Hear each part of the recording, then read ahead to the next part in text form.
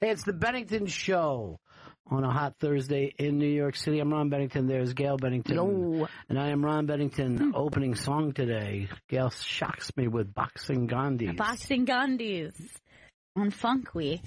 I picked them as the next line, the Family Stone. And this was what happened. We were out west driving around the Rockies when my kids were little. And we hear this college station out of Boulder playing the Boxing Gandhis. And like literally after that show, drove into a place and picked up the CD. Yeah. I just listened to it constantly. Yeah, it was a road trip, so like we must have listened to that record like 100 times on the road. So we're like driving around and we're digging it and it's great. And then like we're down somewhere in Arizona, maybe near Sedona somewhere, but not Sedona. And I just see tonight the Boxing Gandhis and I go whipping in. I'm like, fuck. But the kids were too little. It was like literally a nightclub. Yeah. It was like, I was like, that would have been the perfect thing. And they're like, oh, dude, you know, we like to drink a little bit here. But that was like a family song for a while for us. Yeah. Good pull. It's been a long time since I heard it. Well, you didn't miss a lyric.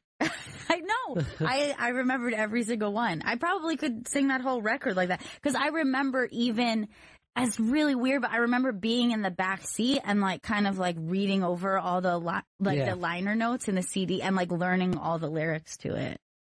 Like as I was they were listening to it. amazing. They were an amazing band. There's Wendy Williams walking by. Oh, there she goes. Is that her real hair? No. Look how quick. How quick. Jen, you don't want to run out and get your picture taken? Absolutely not. Okay. Okay. You got beef with Wendy? Do people still say beef? Because I want to. I want to say people have beef. I just know that Chris and I have beef on a constant basis. I'm only saying that Chris Stanley. By the way, we're going to get to the Emmy nominations, and apparently we're watching all the right shows. All the right shows. Everything we'd want is nominated. All right, I'm gonna do it before we get to Chris. Is going to court on Tuesday, and I already checked with Don. You don't come to work on Tuesday, you're fired. I don't Oh my God. I don't know if I can make it. Chris is going to leave Tuesday with $500,000. I don't think so. There's good What's chance. the highest hope you have? A couple million because You feel like you could get $2 million? I feel like it's her pain and suffering was worth at least that. Absolutely. I know what she went through. And like I saw one similar case where a woman was given $8 million, but she was still alive. Right. Like my mother passed away 2 years after the accident. Probably because of the accident. Yeah, because of the accident, yeah. Yeah, at the very least, it made it difficult for her to. So a woman who also broke both her legs during this Con Ed pipe explosion 10 years ago, she was given $8 million. So, and then my lawyer tells me, well, your case might actually get thrown out. So my problem is I'm worried what I'm going to do if this case is thrown out Tuesday afternoon. I might fucking just lose it and get arrested. I'm more concerned with you with $2 million. Both options are terrifying. Yes, both options are terrifying. I mean, if you get $2 million, like, can I have $1 million? I mean, I'll throw you guys some cash, sure. That's poor people with money. Yeah. Poor people with money always throw it around. But look, it's going to be a gravy train if I walk out of there with $2 million. You know what? I'd rather you waste it on us than those other fucking ham and egg gaslight digitals that you fucking hang out with. Gas Digital Network. They're going to fuck. I'll see Bronx Johnny in a big, thick gold rope. Looks great, Johnny. Just wearing a fur coat in the middle of summer. You gotta look good. It's hot, but I'm so rich is the thing. I don't know how else to tell people. Let me go over some of these nominations real quick. SNL and Westworld each get 22 nominations each. Wow. Big Little Lies, 16 nominations. Nice. Fargo, 16 nominations. Gail's favorite show, Handmaid's Tales, 13 nominations. Nice. The Crown, which I've never even heard of, 13 nominations. I need to see that. This makes me very happy. Pamela Adlon gets nominations for Better Things. Nice. I love that show. I love her and I love that show. So other than The Crown, we're watching all the right shows. Yeah, we just need to catch up on The Crown for Emmy season. Right now, I'm into second season of Bosch, ridiculous, and Snowfall, pretty fucking ridiculous still. But I do love drug transactions. I can watch anything with a big major drug transaction. I haven't seen it yet, but I just found out that someone that I went to college with has a very big role in Snowfall. What part? I don't know the part, but look up the person's name, okay, and I'll tell you how big the part is. Because this is one of those things where we've got looks like Armenian Jews bringing in coke, the CIA, the Mexican. Oh yes, big part. Nice. Big part. Cool. His name is Carter Hudson, and I knew him years ago. Here's what he is. He's a CIA agent that is working to bring drugs into the country. Then that drug money gets turned into weapons, which go to, I don't know, maybe a Central American country where we're fighting. Because there's a lot of people who blame the crack epidemic on the CIA, and the Bloods and the Crips and the KKK. In that order. But no, he's got a great part. That's awesome. Yeah. I mean, I'm going to tell you right now, he's a little reckless with it, though. I mean, he's a little wet behind the ears. He running an operation like this. He replaced the guy who got coke blown up his ass, right? So that guy dies. Your friend finds out, okay, he's running this deal. I could take this over. But, I mean, it's like... But he's green. He's green. And also, this is the worst immoral person that, you know what I mean? Like, this is a guy who is supposed to be protecting, and he's bringing, what's going to be crack to South Central, which, on the other hand, did give birth to Gangster Rap, which takes us over to The Defiant Ones, the best documentary series in the history of the planet Earth. I'm gonna definitely check out Snowfall. Well, you should. I'm not gonna lie to you. Not just for Carter. No, mainly for Carter. But he's the best thing. I don't know. There's a lot of. There's it's like Crash or Traffic, where there's 19 storylines. Yeah. So who knows how it's gonna go? But summer TV. What are you gonna do? You gotta enjoy your summer TV. Just have fun with it. Is it John Hughes? I think John Hughes has produced this. I know Singleton. John Singleton, thank you very much. John Hughes did the Defiant Ones. No, John Hughes did all the kids' Yeah, movies. those are the 80s movies. I'm thinking of Alan Hughes from Hughes Brothers. You're a racist. Oh, my God. So all Hugheses are the same. I don't want to be a racist. I want all people to be equal. I just want to say to any Opie fans, when Gail said all Hugheses were the same, she wasn't talking about him. Please don't spread that. Gail actually has a great-grandmother that's a Hughes. Yeah. My grandmother. Yeah, family name. Yeah. So Bennington's married the Hugheses a million years ago. But yeah, Hughes is one of those names that's everywhere. Yeah. You can't go where it's, and all the Benningtons, I don't think I've ever met another Bennington. I've never met another one. Except for, just knowing that Chester Bennington Chester Bennington's the only person, and then, of course, the city of Bennington. Yeah. Which has promised me a 100-acre farm if I move there. Nice. Hell yeah. Chris, you come up with that $2 million yours. So I thought that you were expecting 500,000. You're expecting anywhere from $2 to $8 million. Well, I see another similar case, and okay. I think okay, this happened to my mother. Why am I in for this cash? Right. Why is your nose pressed against the bakery store window? Yeah. Why can't you have 18 donuts? Give me a delicious amount of money. All right. So, Chris. Yes. $2 million, we never see you again, right? You'll see me for a little while, and I'll probably just disappear one day. Yes. What happened to Chris? Well, he's a millionaire now. By the way, remember how we were like, how did Chris land this nice girl? Now we know. He's a fucking millionaire. Yeah. And she's after that money. Baby, I got this lawsuit coming in. Don't worry. I'm good for it. She'll be gone Tuesday night if that's... Why does he think your case is going to be kicked? Because your mom died? All right, so they think... He said there's a chance because Con Ed is trying to fight the fact that how can they predict what's going to happen if one of their pipes explode? So how could they predict that people might run away from a fucking exploding pipe? That's so she didn't get hit by the pipe. She got hit by the... She got trampled by the crowd of people running from Grand Central. No, you get nothing then. Oh, God. I'm sorry. I'm kicking this out. No! Look, fucking lose. It's their problem that they panicked when they So heard you're an thinking explosion. your highest hope is $8 million. I think that's the top. That's my And ceiling. if they offer $2 million, do you take it? Yeah, of course I do. Yes. $1 mil? Yeah, I take $1 mil. 700,000. Yeah, I take 700,000. 300,000. That's where things start getting.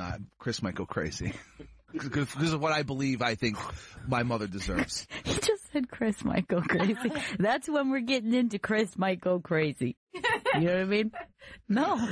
Now you think that you could be screaming and going crazy in there, but how would that help anything? I don't know, man. I just know that I'm very emotional about this, Yes. and I will fucking go. Like if they throw it out, I'm getting arrested. I'm spitting in someone's fucking face, and I'm gonna fucking just bash Con Ed for the rest of my life. I don't know if any of this stuff should be on the radio, dude.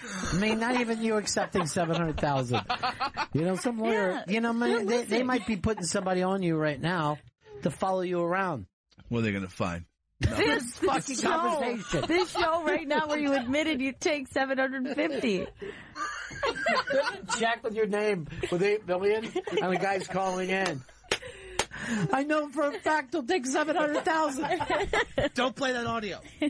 There is no way that 700,000 lasts you a year. Oh no! I had a question. Yeah. Does lawsuit money get taxed? No, right? Yes. Yes, of course it son does. of a bitch! It's not income though. It's like fucking mistake money. Yes, that's still income. It's incoming to you. Well, now this 2 million better fucking come in. 300. Fucking lawyer takes his cut. Then what do I have? $100,000? Fuck that shit. So what you want to clarify to everyone is 750 after taxes. We're talking after tax Like they start to tell him what it is. He's like, just give him tax free. How much does your lawyer get? Tax free. I believe he gets a third. I have to have a call with him tomorrow, I believe. Oh, really good. He gets a third, huh? Yeah. He gets Whittling a this sweet down. fucking third for himself. You know what? Fire him. I want to take this over myself tomorrow. This is I'd feel fucking more tort law 101. I'd feel more confident with you in that room with me. Fucking talking for me. Yeah, I'd like to go in as Chris Stanley. Do you want us all to go as a show? Let's do a remote from my fucking hearing. Okay, so Chris is there. Looks pretty Stranger bad in the Things, suit. 18 nominations. Veep, 17 nominations. Better Call Saul, 9 nominations. Transparent, 7 nominations. Nice. Atlanta, 6 nominations. That's strange. I That would have seems thought. a little thin. That's a fucking really good show.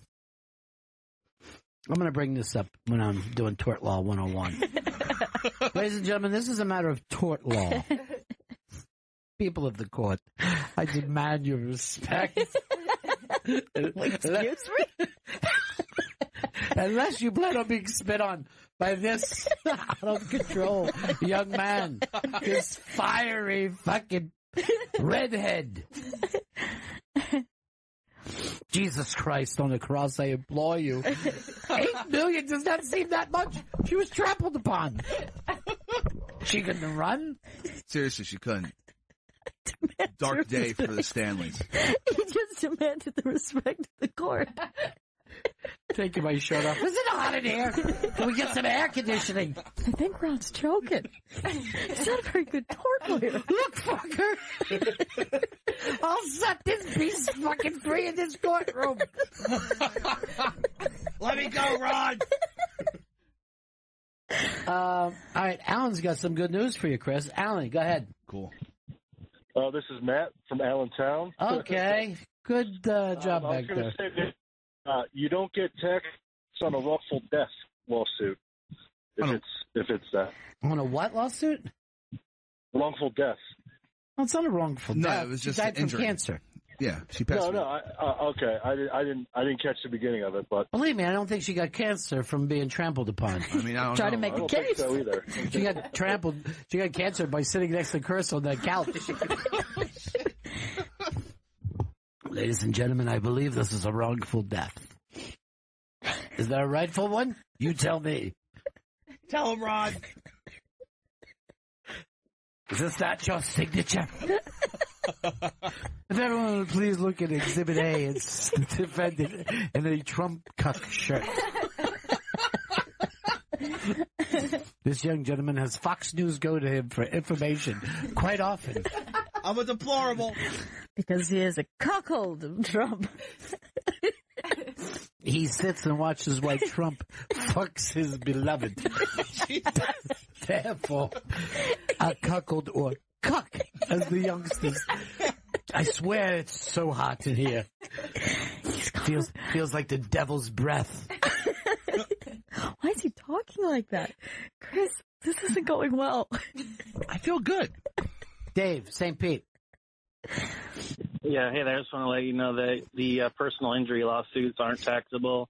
And in addition, regarding getting the lawsuit thrown out, if they can prove that those people acted unreasonably, is the only way they'll get it thrown out. If they acted within reason, they're liable.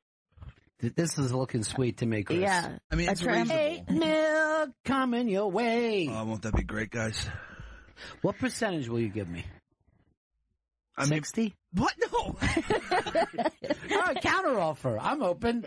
I'll tell you guys, like, what, 10 grand? Is that nice? 10 grand to split or 10 grand each? I'm thinking here. Well, you said it. To me, 10 grand sounds like nothing. I'll spit in your face. There, Chris. Who doesn't want You 10 got grand? $1 million fucking dollars. We don't know if I have $1 million yet. But if you do.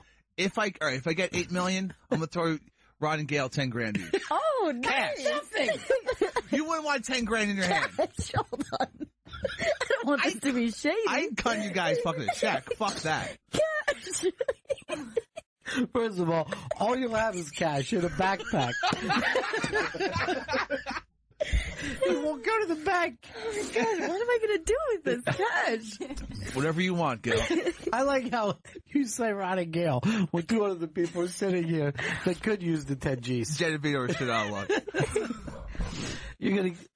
I'll throw Spencer Berger a G. That, good. seriously, he wouldn't even know what that was. That's so small for him. Look at a G stack. Ain't nothing but a J thang. Hey, Isaac, what's up, buddy? Hey, Ronnie, Gail, I love you guys so much. You get me through the day every day. Thanks. Hey, I'm really concerned, though. I heard something that sounded weird to me. You actually referred to the Defiant Ones as a documentary with a D. Well, I don't know where to put it. I mean, is it a rap-umentary? Is it a rockumentary? And as I call 30 for 30, jockumentaries. Hopumentary. It's documentary. It is it's, there's rock and there's rap. Yeah. Rap and rap. I mean, if they could go in the Rock and Roll Hall of Fame, I think it's fine to call them a rockumentary. Yeah, because everything is rock, they've decided. The Rock and Roll Hall of Fame has decreed that every kind of music is rock. Yeah. It's all under the rock umbrella. Jazz people in there, blues, R&B. Look at Chris just slugging away. Dehydrated. He stored so much in his cheeks just now. Vito, you better be ready to step up if this guy gets the big gig. Yeah, if he gets 8 million, I got to step up and take his spot. He is not getting up. I mean, he's impossible to deal with now. And he's fucking shit broke. No, if he had $8 million, he'd be like, just imagine how many days he'd show up late for the first 2 weeks. I'm showing up drunk. I'm not gonna lie to you guys. Why would being rich just mean you're going to be drunk all the time? That's what happens. But why? You ever see lottery winners? It's a fucking nightmare. Money is for people who know and care about money. It isn't for regular people. It ain't for me. We all know that money's not for me. Yeah. I spend it too quick and too stupidly. First of all, just the stacks of cartons of cigarettes in your house is going to be fucking... Easy Wait till street. we get invited to his new penthouse apartment. I know. Chris, will you buy me a house? Look, you're getting 10 grand cash. You can invest that if you like. No, but- Do whatever you want with it. No, it's cash. And that's only for $8 million. If you get fucking 500,000, you accept 500,000? I'll take 500 grand. Yeah. I'll throw you guys a G stack each. We dropped down to a G. That sucks. Oh, really? $1,000 sucks. It does. Come on. To me, it does. I was all excited about my 10 grand. That's coming in if the 8 comes into me. Don't worry. The lawyer's taking the 3rd. If I see anything less than 6 figures, I'll go fucking crazy. I agree. I bought you lunch. If anyone wants to know how Chris is going to act when he gets this, tonight, watch the movie Brewster's Millions.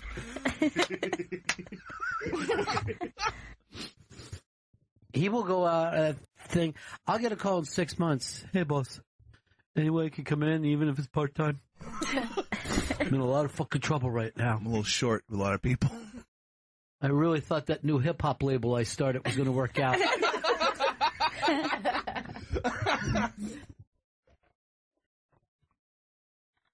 What would you do? I have no idea. Can I ask, do you have any interest in paying off your debts? I mean, with the $8 million, yeah, I'll pay off the debts. 500,000? 500,000 might pay off like half the debt, maybe. I don't know, because I really want to spend. I feel this is 10 years in the coming for the stand. That's true. 10 years to the day. Yeah. To the fucking day of the accident is next Tuesday. When I have to go in. That's really weird that was 10 years ago. So if you think about it, let's say if he gets a $500,000, right? That's only 50 G's a year for his fucking troubles. That's nothing. Yeah. I mean, this thing has haunted him. It's, the fact that he couldn't care for his mother when she was in that state. It's fucking terrible. That, let's say this, led to her cancer. I agree. As we know, most tramplings lead to cancer. Yeah. At the very least, it put her body in a weakened state. Exactly. And it made, in pain and suffering, it made the last 2 years of her life fucking terrible. Miserable. It was terrible. Really, really horrible. Yeah. You're right. That's worth fucking $8 million. Of course it's worth $8 million. Which was, let's face it, is only $800,000 a year for the last 10 years, which is nothing. Yeah, I know. Bullshit. I mean, look, if I was getting $80 million, you each get $100,000. That's 100 fucking G-stacks. Nothing to you now. What? If you have $80 million? You gotta do better math to keep people from hating you. But $100,000 cash. I'll just give you guys fucking suitcases full of money. So much. I don't have the space. My apartment isn't big enough. You'll for find that. the space. This would be the only time I ever took $100,000 and was furious. Sucks.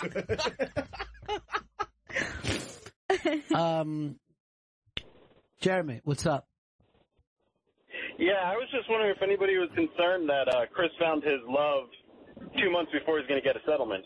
And she's a smart cookie. Mm-hmm. But I'll say this. I ain't saying she a gold digger, but I never seen her with no broke. No broke. See, I made it to radio friendly style. I'm not comfortable with the other style. I only sing the radio friendly. I only sing it the other way when I'm alone in my car. Right. Windows rolled up. Hey, Holly wants to help out. She is involved in personal injury law. Holly, what's up? Hey, guys.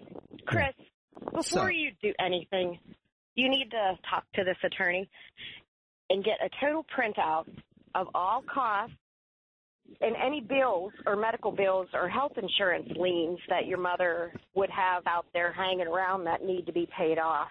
Did you do any of this in 10 years, Chris? I know I had it at one point, so I guess the lawyer. That's good. I don't know. So before you start talking numbers, you need to get all that out of the way because your attorney's either going to charge 33 1/3% or 40%, depending. Sometimes they jack it up when it goes to litigation. I guarantee you, Chris throws him an extra 10 G's. There's a big stack at him. You've been great. And then he says, I always tip my horse. So just be careful. Go in there with all your knowledge and demand all the information you can from your attorney before you do anything. Holly, look who you're talking to. I know. I feel like I should go to a meeting with him. I got everything covered, Holly. Don't you worry. Oh, no, you don't have anything do you have that? The guy even said they could be kicked out. And then that's what's got you ready to scream. You got to do that, Chris. All right, guys. Take care. Bye. Bye. Holly acts like you're fucked right now, Chris. I mean, I'm not fucked. That just made me really nervous. Oh, yeah, Holly you should be said. nervous. Everything's going to come up for me, I think, on Tuesday. Why? The guy told you it might get kicked out. I know. So that's the fucking other end, right? He's such a kid. Like, he came in deciding, like, I'm going to go fucking ape shit when they throw out. Now, just a little money talk that we have, and he's just magical thinking, like, 8 million. I've got 8 million. I got this. You imagine just a fucking swimming pool of scratch offs that Chris is just sitting in? I'm worried about this list of and expenses. this gold digger. Yes. She's not a gold digger. Well, I never saw her with a broke.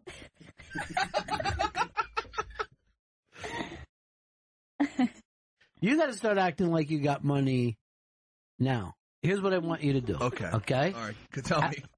I want you to buy us a very classy lunch tomorrow. Okay. Start fucking living like it's already happening. I think that's a good idea. That's the fucking secret. Yeah. Are you picturing that money? Yeah. Can you see it? Yeah, I can see a giant stack right over there next to Gail.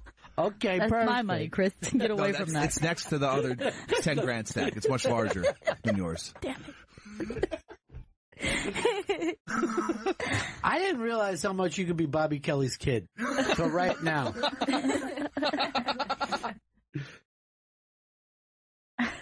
Bobby was one day, he takes his phone out, like he just, started smoking cigars not long ago.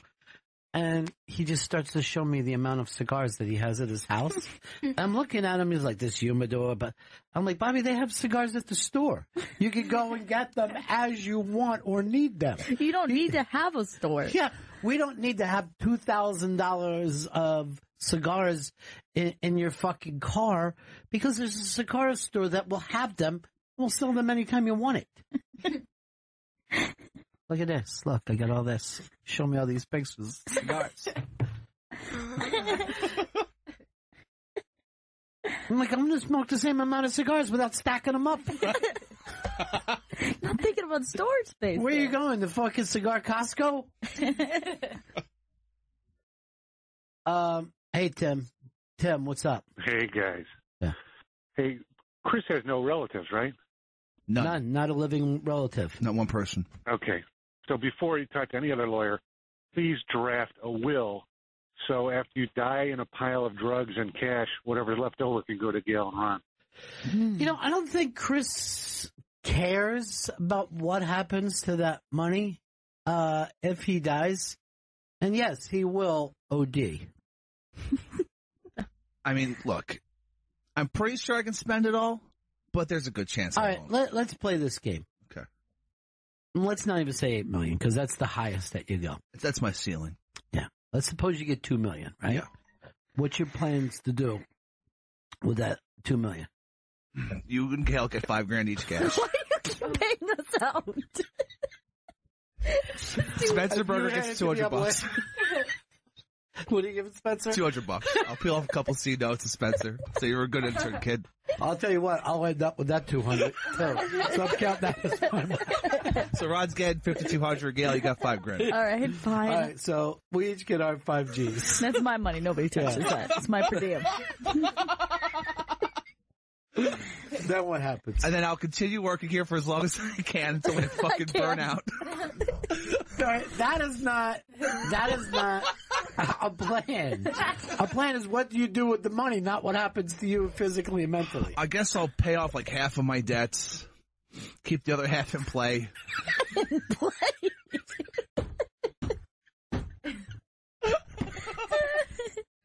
This is a fucking nightmare. All right, any investments that you're making? See, I didn't even think of that. I never even think of investing shit. Maybe I'll buy my apartment and Airbnb it or something.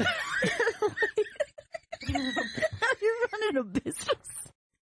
Please, Chris. You don't live there.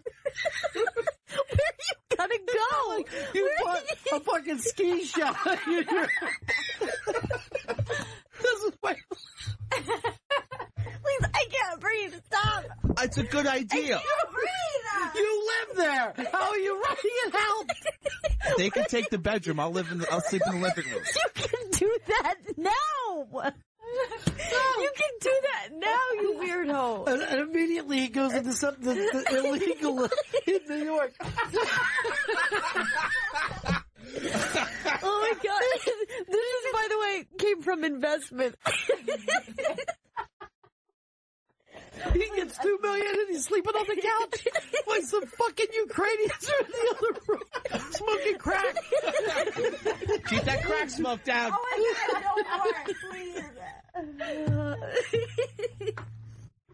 Oh my God, he's fucked no matter what happens.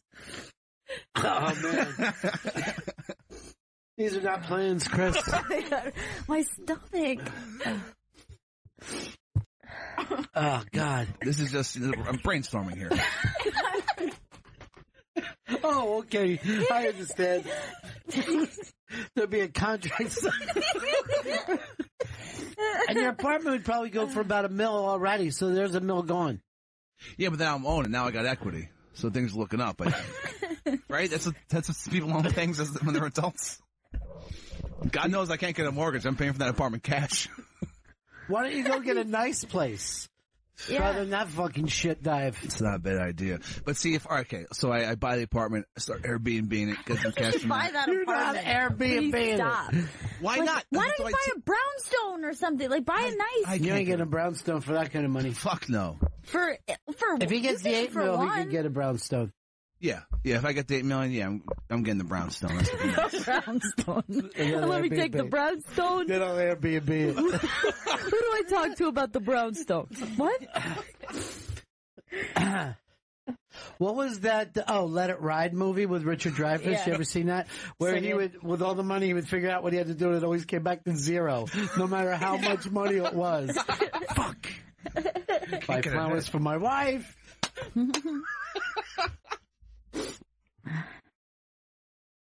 God, that was fucking hilarious. Here's my buddy Hard Rock Johnny. Maybe now I can get paid off for all the bets that this guy owes me. Oh, really? Because you owe me $320. You're not getting shit when I get this payout. You're a fucking millionaire. Plus, let's be real about this. They're going to pull up the pictures of you as a baby in court, and they're going to be like, their parents didn't give a shit about this kid. Why should we give him money? Doesn't matter. I'm the executor of her estate, bro. Bro. I don't know. They're going to look and say that maybe it wasn't even love there. That's legal talk. Oh, my God. God damn, that's fucking hilarious. I don't know. You know what you can invest in? What's that? I have an idea. A Hard Rock? You could. No, that's okay. We're good. We do follow the Brewster's Million Trail, and you can buy an iceberg and drop a couple motors in it and drive it to where they don't have water, and you could sell water in the desert. Dude, not a bad idea. Get you in the fucking water business. We'd be better off getting you in a business than buying that fucking shitty apartment of yours. Airbnb's so hot right now. Airbnb, sleep on a couch. Great idea. Seriously, I think we should open up a hip-hop label. Jen has fucking connections. We find a couple of kids. What do? We turn that shit platinum. I like that idea. Yeah. I mean, you already have an artist that you played for me the other day. He's good. Paperface. Oh. Paperface.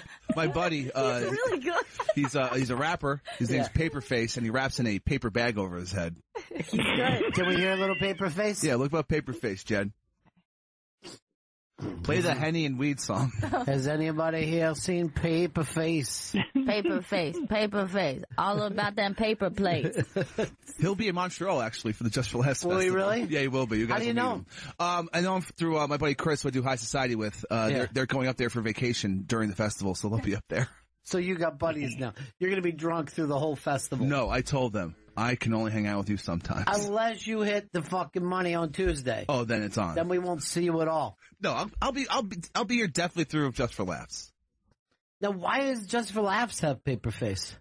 Oh, they just went up there for vacation. They didn't realize it was a comedy festival. Chris, two guys take a vacation in romantic Montreal together? It's 5 dudes. This is a fucking nightmare waiting to happen. Why do I feel like they'll be our judges on Comedy 101? Search Paperface rapper, Jed. And rappers W-R-A-P-P-E-R. He's like the unknown rapper. Why does he put a paper bag over his face? Not attractive? Oh, he's a very good-looking man. There we go. Weed and Henny, Jen. Right there. This guy? Yeah, that's him. That's if you can, though. Yeah, hold on. Weed and Henny. Go back. He has a paper bag over his head. It's a good gimmick. Where does it say that? Down, Jen. 3 down. There you go. Up. This is it. Above the one above it. There you go. That's it. Weed and Henny, this is a big hit. 169 views. He's doing all right. He's doing good. Look, he's going to be signed to the label. It's almost He's going to be on our label. Is that an album I hear? Scratching? Oh, yeah. Good production. When did he record this? 1963? Friends, I don't need too many. Just weed and Henny. Just weed and Henny. You an actor, need an Emmy. You Steve Buscemi. Just weed and Henny. Weed and Henny. Man, don't let me have the fucking things to send me. Friends, I don't need too many. Just skirt off like a jerk off. Made her take her skirt off. So Snow White, the Snow White paid 7 for the Bergdorf. Workhorse in my polo shirt. Dogs, I got the floss. Hot box the Porsche. Lobster claws in the pasta sauce. Like a mobster boss. All right, first of all, let me let's stop for a sec. I'm thinking Paperface, if he's in Montreal, Comedy 101. He freestyles a little bit. He's freestyle. Now, by the way, Paperface, that looks more like a fucking box on his head than a bag. He should be box face. It's more practical to form So it. he just puts a box on his head, and literally his rhymes are fucking one word apart. Yeah, he's good. This is his investment. Can I buy the bag that he wears on his head to put on the wall at the Hard Rock here? I'll text him. Could I get that bag that he puts on his head? I can pick up some fruit on the way home today.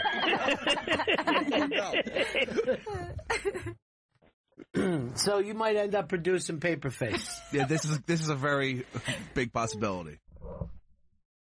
I'd be happy to once this $8 million comes in, or $2 million rather. Chris, actually, now you got me thinking we could start a comedy management company. We know him. That's a good idea. Let's do it. Here's the thing. You got the worst ideas in the world. All we need is your money, Chris. Yeah, you can't come to the office. It's best if you stay home. I could be let's say they call a venture capitalist. I could be Yes. like a VC. Yeah, you're a venture capitalist. You're an angel investor. Exactly. It'd be beautiful. Plus, I have a new idea for an app. I call it Ape. Mm-hmm. It's just for people who are trying to fucking write app and they get aped by mistake. That's everybody. Yes. And then my app is just, I think you meant to spell app. That's what I write on it. And then I go like this, give me $1. I'm writing all these down. Box. You guys are going to get a drunk phone call from me Tuesday evening. Dude. Paperface is on. We will never fucking hear from you again. That'll be it. I'll definitely show up at least one more time. I am fucking making sure that I'm putting an ad in right now, and I'm going to have somebody to cover on fucking Wednesday, because I ain't going to see him again. I'll see him on fucking page 6 3 times, and then in the fucking murder section. A local drunk comes into money. I'll see that you took a fucking meeting with Don Jr. and 2 fucking Russian fucking coke dealers. I thought it was for the best.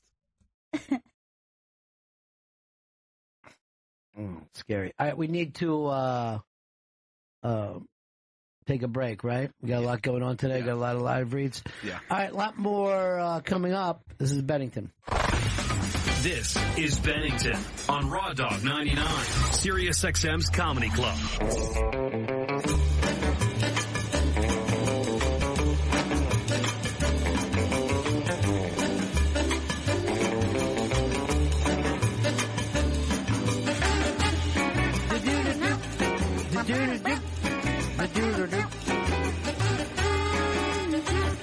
Hey, it's the Bennington Show. The Opie and Anthony Unmasked is over at the iBang right now if you like to listen to it.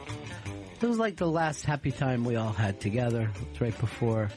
That was their 20 year? 20 years, and it was like, I guess, weeks, if maybe months before Ant was gone. So that would have been like what? That's like 3 years ago? Yes. Wow, that's pretty crazy. Yes, life is crazy. It's like I tell Chris with his stuff. Yeah. Life goes pretty fast. But go check that out. Also, Gail Meets Girls is over at the iBang as well. The last episode is like one of my favorites. Oh, yeah. Yamanika Saunders and Tammy Pescatelli, and it's incredibly funny, and they're both They're both hilarious. Coming up in just a couple minutes is somebody you should have on your show, Abby Elliott. Yes, Abby Elliott. She's coming in for Odd Mom Out, which is Wednesdays, 10 p.m. on Bravo. Third generation comedy. Very, very rare. I know. That's a pretty rare thing. Her dad, of course, is the amazing Chris Elliott, and her grandfather is Bob Elliott from Bob and Ray, which is probably the greatest comedy team in the history of the planet. I mean, it's very rare. There's stuff that they did in the 50s that if you listen to it today, you're like, well, that's as funny as anybody could be. And they did all the stuff in studio, too. I know they did some live performing, but all their albums, I believe, were in studio. I didn't realize that. So I, for some reason, thought that they were like, they would go on the road and like do it. I think they did some of that, but primarily the stuff that they, produced and promoted was two guys in a studio. And I believe it's the first time in history that you couldn't figure out, well, who's the straight guy? You know what I mean? Like, it was two dry, funny guys. And also there was a surreal bizarreness. So I'm just, if you ever get the opportunity, if you've never heard of these guys before, Bob and Ray. I just read the Al Franken book, and he just bobbed and Ray through the whole thing. Oh, just really? Constantly talked about him, yeah.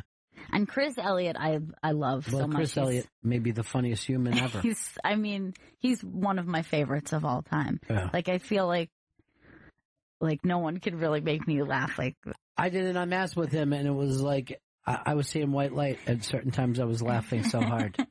Just so hard. And you could probably take him back to the guy who kind of invented, or at least one of the inventors of cringe humor, Oh, my God. Just pure uncomfortability. Uncomfortability. And he was a kid with a lot of those things. He would go on Letterman. He was just fucking insanely great. And, I mean, the audience wouldn't be laughing. How is it possible that the audience is not laughing and everyone home says this is the funniest shit ever? And I'm talking about his earlier stuff. As it went along, he became almost like Kramer, where they clap. But the original stuff, they're like, God, this kid is so scary and annoying. He would just come out and heckle and fucking be mean to Letterman. It was great. Great stuff. And remember, Wednesday we celebrate with Chris's $8 million. The $8 million party starts. Just think of for the next episode of Odd Mom Out, we'll be celebrating. That's great. I love it. This one's to you, Odd Mom Out. Now, this show is about people on the Upper East Side. Yes, this is Upper East Side rich folks. These are the people I live around, and some of them are incredibly strange. I'm going to say most of them. Yeah. Most of them have the kind of money that Chris Stanley couldn't. I mean, you'd have to fucking drop a Skylab on your mom's head to get this kind of money. I mean, it's like money that maybe someone's great-great-grandfather made, and it's still lasting. It's still working. So, not only do you not know how to work, but neither does your dad or your grandfather. There was this great documentary about rich kids, and as a matter of fact, the Trump kids were in it, and they came across as the most sane. Really? But one kid, the kid that was doing the thing, he goes to his dad, and he goes, I kind of feel like I should have a job, just to give myself some self-worth. Yeah. And his dad says to him, well, you could collect maps. Holy shit. And his dad was as serious as could be. Holy you shit. could be a map collector and just collect maps. Oh, my God. That's so and the bizarre. kid is like, yeah, I could. I don't know if that's the job, though. Yeah. What does it pay? What are my hours like? And how am I serving society? Because you're not... I guess somebody should preserve maps. I guess that's an important thing. Yes. To have a map from the 1600s. But of just a private collection would not serve your community in any way. Yeah, that's true. It's just these are my maps for me to enjoy. But I guess the fact that the map exists and gets passed on and not thrown away helps society in some way. But the funny thing is what he suggested not only is not a job, but it will cost you money. Yes, It's that's a very true. expensive hobby. But his dad was saying, here's a way to spend time. Right. I guess once his dad saw some maps and say, hey, these are pretty cool. Yeah. I wish I had a bunch of them. But you know what's weird? And I've never been a collector. But if you look around at anything, somebody has a collection of them. Yeah. Somebody somewhere has a collection of water bottles. Somebody somewhere has a collection a lot of people have a collection of microphones. Like you see here. You go back and you say, well, here's when the radio microphone changed.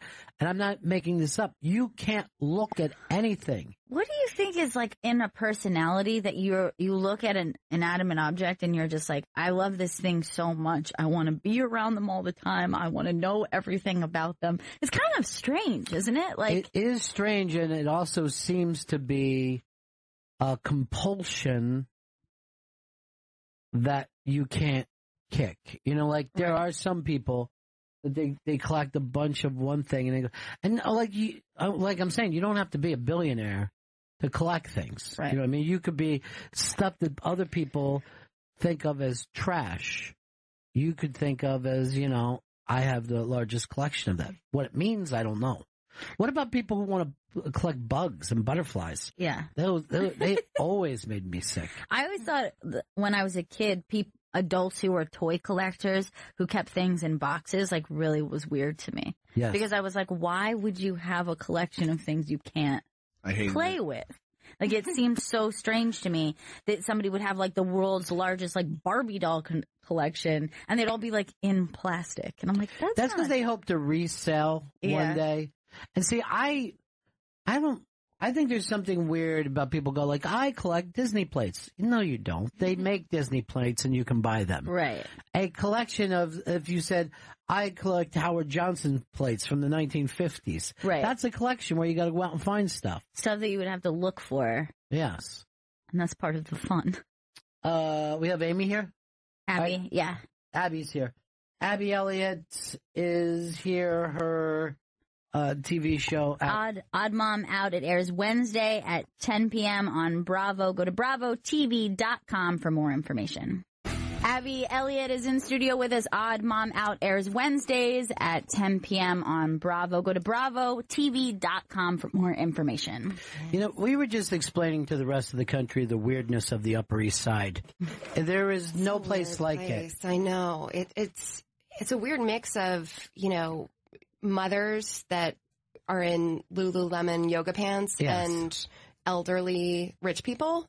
And then, you know, other people live there that I think some young people live there too, because there are some really cheap parts of, not cheap, but for New York. Yes, for New York, as you get further toward, yeah. But they're like, if you just stay around Park Avenue, those apartments have been owned by those families for years and years, like generations upon generations. You also seem to not be able to have a dog that's over 8 pounds. Like, it's just a collection of tiny dogs.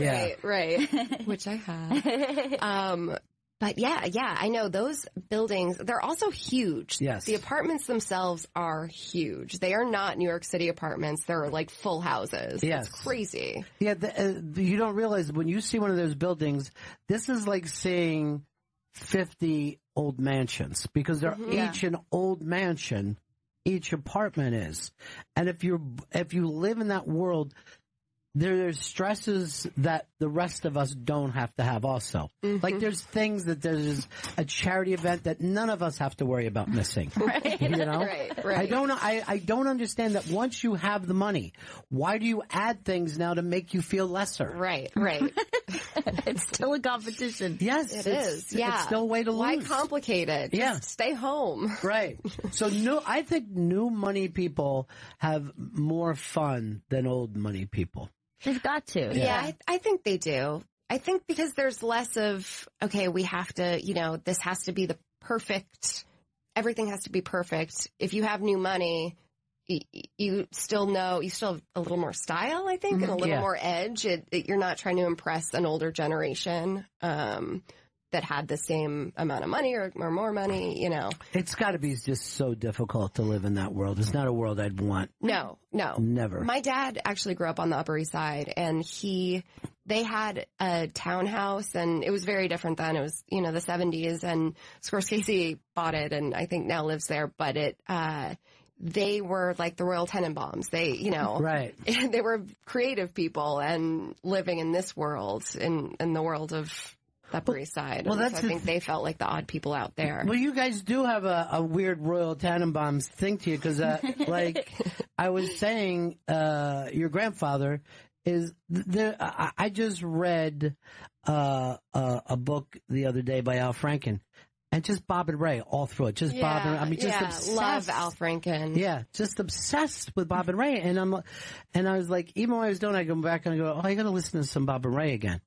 Those bits hold up. They really do. No comedy from that era holds up. Yeah. And they really pioneered the kind of straight man thing. Yeah. There wasn't this like hacky thing about them. They were just, okay, we're going to be ourselves. We're going to be two straight men saying ridiculous things and playing it earnestly. Yeah. And, yeah. And they actually had an SNL special with Jane, Lorraine, and Gilda called Bob, Ray, Jane, Lorraine, and Gilda. And they did a very deadpan rendition of "If You Want My Body," but it was in their in true Bob and Ray form. So it was like, "If you want my body and you think I'm sexy," and that to me is like the perfect example of what they did best. It's yeah. People always say, "Well, Chris, he's not like, you know, his dad material wise." But there's no punchlines to a Chris Elliott joke, you know what I mean? And I did... it's all in the attitude. Yes, and I did an hour interviewing your dad in front of an audience, and literally felt like I was cracking a rib, because it's the funniest thing I've ever been around in my life. And there was a point I was laughing so hard, and I thought to myself, I'm doing this interview. I can't sit and enjoy it like a person. You can't slide down on the floor when you're in charge. He's amazing. So you grew up in that environment, which, when did you think, oh, this is different, this isn't normal? You know, I guess in middle school, I would say, you know, we lived in Wilton, Connecticut, and my friends' fathers were taking the train into the city to go to their finance jobs. And you know, Dad was home for a year, and then he was away for a year doing The Naked Truth or whatever it was. And I think it was seeing him in his career and the ups and downs of that. I think that's when I kind of realized, okay, this isn't what other kids' dads are doing. Did your folks want you in show business, or was that like, oh, honey, there's downsides? Yes and no. They wouldn't let me audition. It was like all I wanted to do when I was 12 and 13, and they wouldn't let me go into the city and audition for Broadway, and which I'm grateful for now. And so yeah, when I went to college, I went to Marymount Manhattan for a semester for musical theater, and then like immediately dropped out. And went home and told my parents, and I was like, I need to do this. I just can't sit anymore in a class, you know, in a woodworking class for set design. And, you know, I really felt like I needed to get out and tread water and start, you know, doing it. And they were very supportive, but also like very scared. Yeah. And when SNL happened, my dad was like, you don't have to do this.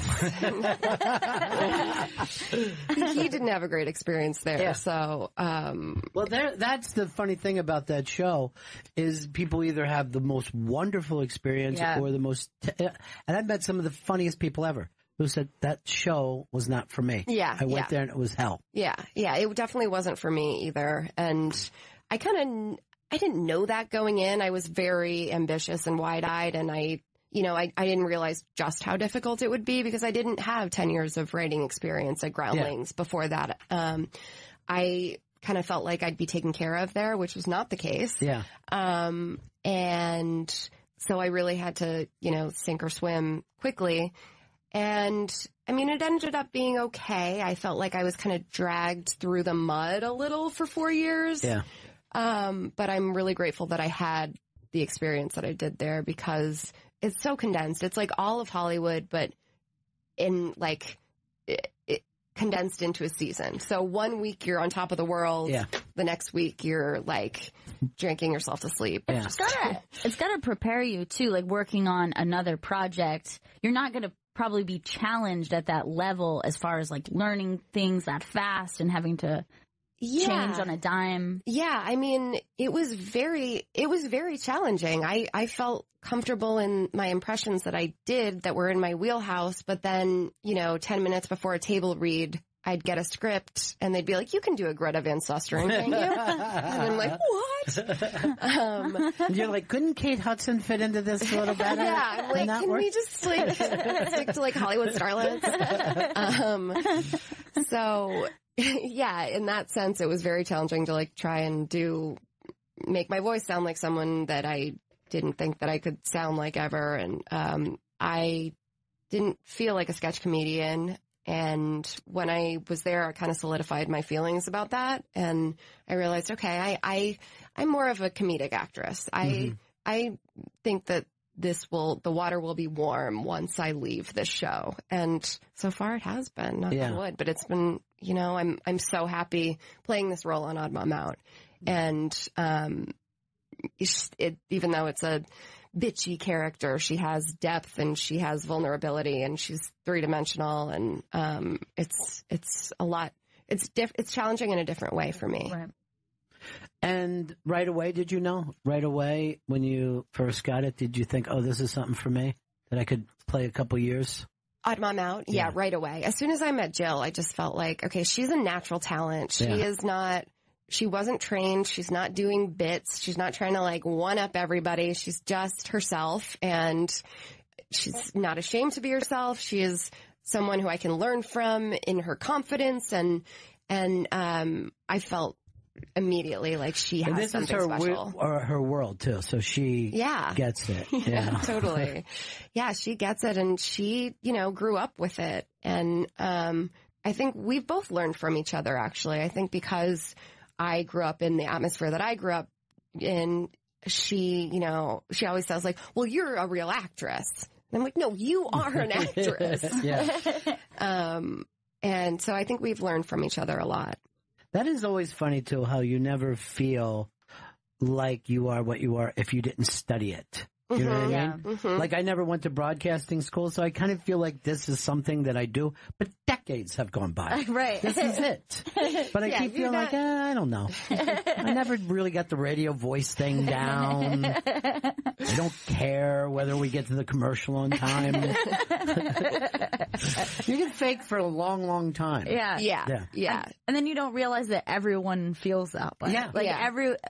Anytime you're in a situation in anything, you're doing a creative endeavor, you're walking into a meeting and it's a bunch of people sitting there like, I hope no one figures me out. I hope that no one knows that I don't know what the hell is going on. Like, fake it till you make it. But you know what amazed me? Because I worked all around the country before I came to New York. And when I got to the first corner business meeting with all the people around, I'm like, these guys are idiots. They remind me of anyone.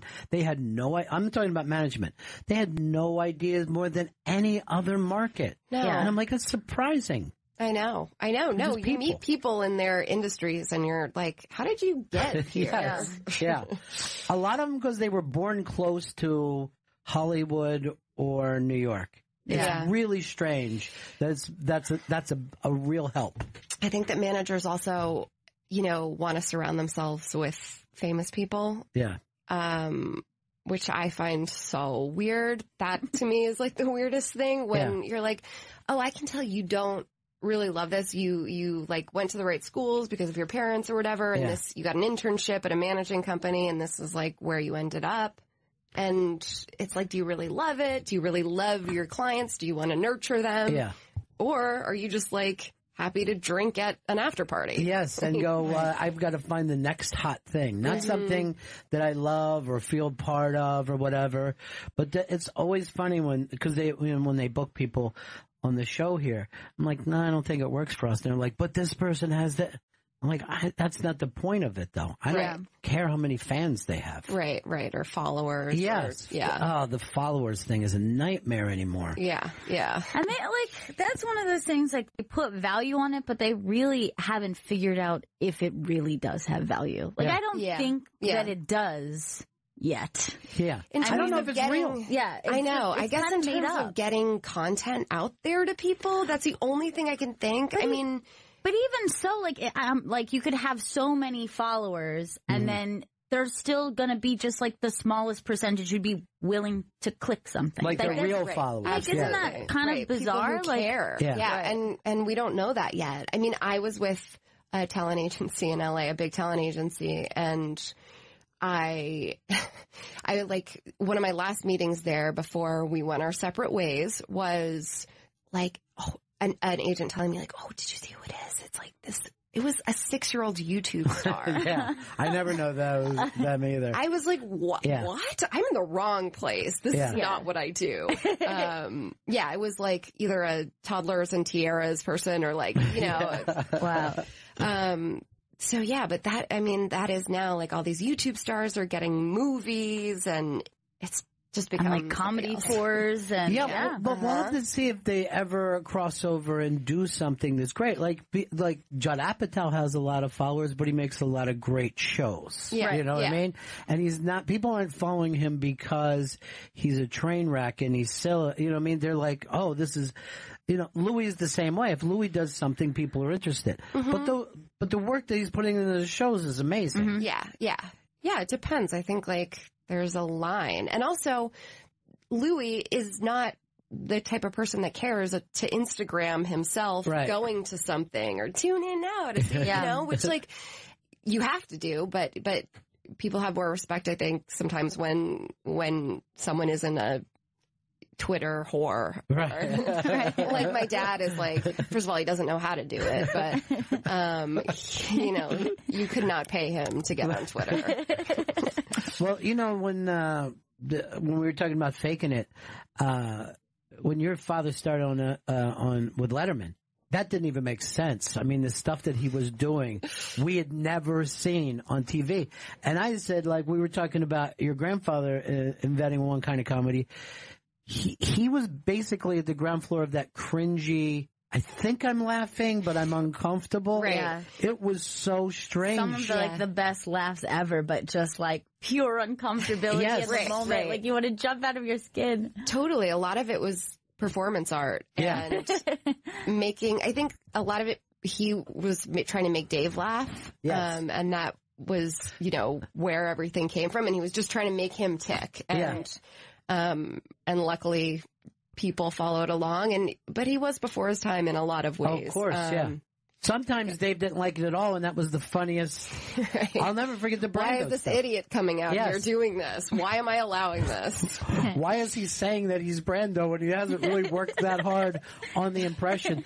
This was like as happy as I've ever been in my life watching this bit. Right. I would wait for that show every night. He would just come out and act like he was Brando, handing out little presents in a bag. It was the funniest thing. The funniest stuff ever. No impression at all.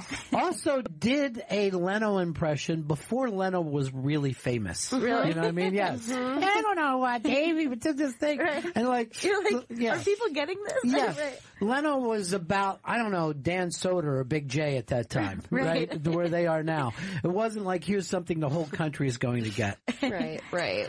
Well, it's really an amazing thing, too, to look back and say that that's 3 generations and each you working kind of differently. Yeah, we all do different things. And my sister is also an actress, comedian, and writer, and she's very different as well from me. And we all have different sensibilities, but we all love each other and, get along and laugh at each other.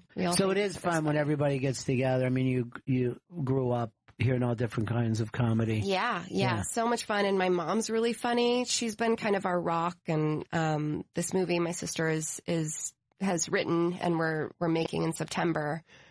She's directing it, is based on our family. Wow. That's awesome. Yeah, we all play heightened versions of ourselves, and it takes place over the course of one Who's Afraid of Virginia Woolf-esque drunken night at our house in Connecticut. And her mom is kind of our stable rock, and she starts to hallucinate and see a ghost that's haunting her because we're just in our own crazy actor worlds, like doing bits to each other and like being competitive as we are when we get together.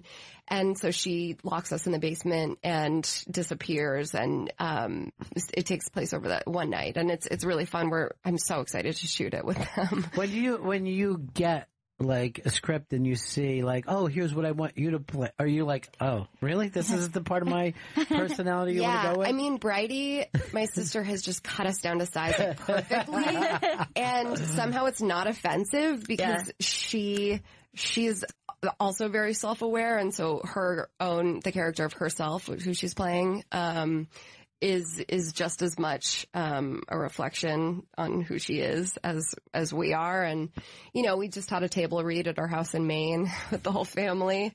My husband read stage directions, and it was intense. Like there were some eye rolls and some, but at the end of it, we're all really excited to do this, and we're an open book. We're not shy about who we are and how we behave when we're together, which is that's like so lunatics.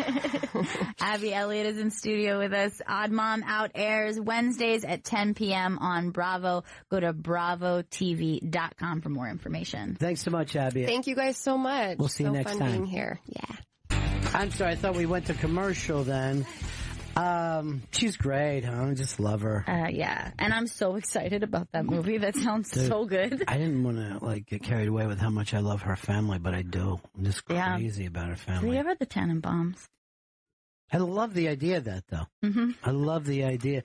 I love the idea too that they seem level with it all. Like they're not like the show business. They're more show than show business. Right. Like they're not caught up in marketing and stuff like that. Yeah. Like Chris has always got a weird, funny thing going, but it's never like, how do I grab the number one spot? Right. The last time he did Letterman, he came out and sang To Sir With Love. But why does it have to be the length of the entire song? You know what I mean? It just goes on and on. And I'm just dying watching it because I'm just watching him eat that up. Eat up that TV time. Do, do, do, do, do, do, do, do, do.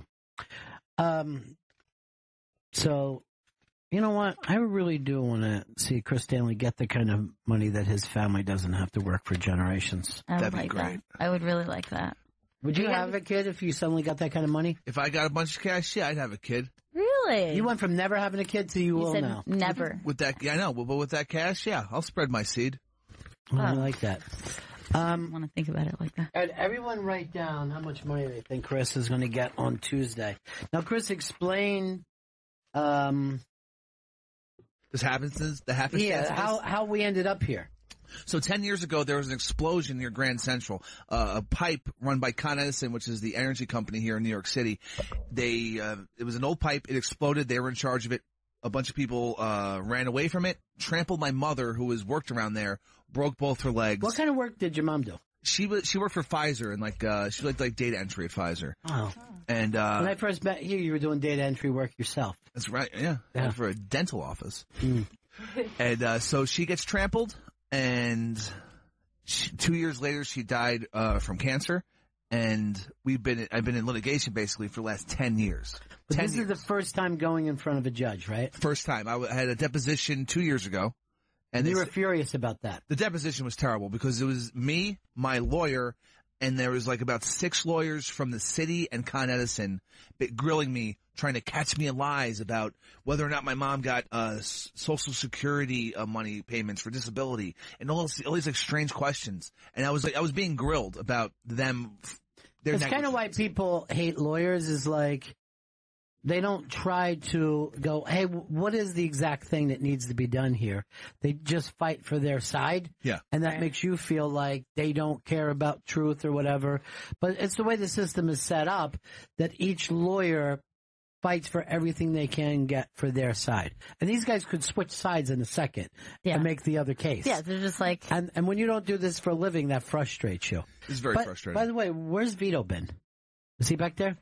So, Vito, I want you in on this. I want you to write down what the figure is.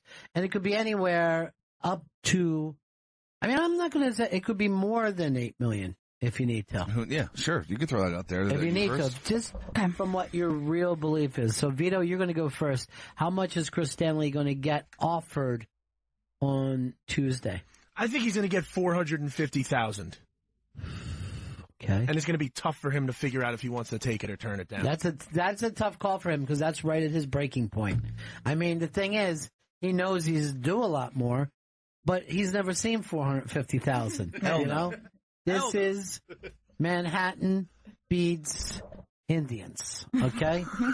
Gail, what do you have? I think they're going to screw him. I think he's going to get $250,000. $250,000. He's going to take it. Without even thinking twice? Yep. Thank you. It's going to be like in Tommy Boy. Okay. Jen, what do you have? I'm going with $1 million. $1 million! All right, Jen! You might have just found yourself $500 richer on Wednesday. Now, by the way, it's $1 million. That's such a small percentage of what you want, the million. Right. And you're screaming now. That's why I know he'll take my offer. That's why I know he'll take this offer.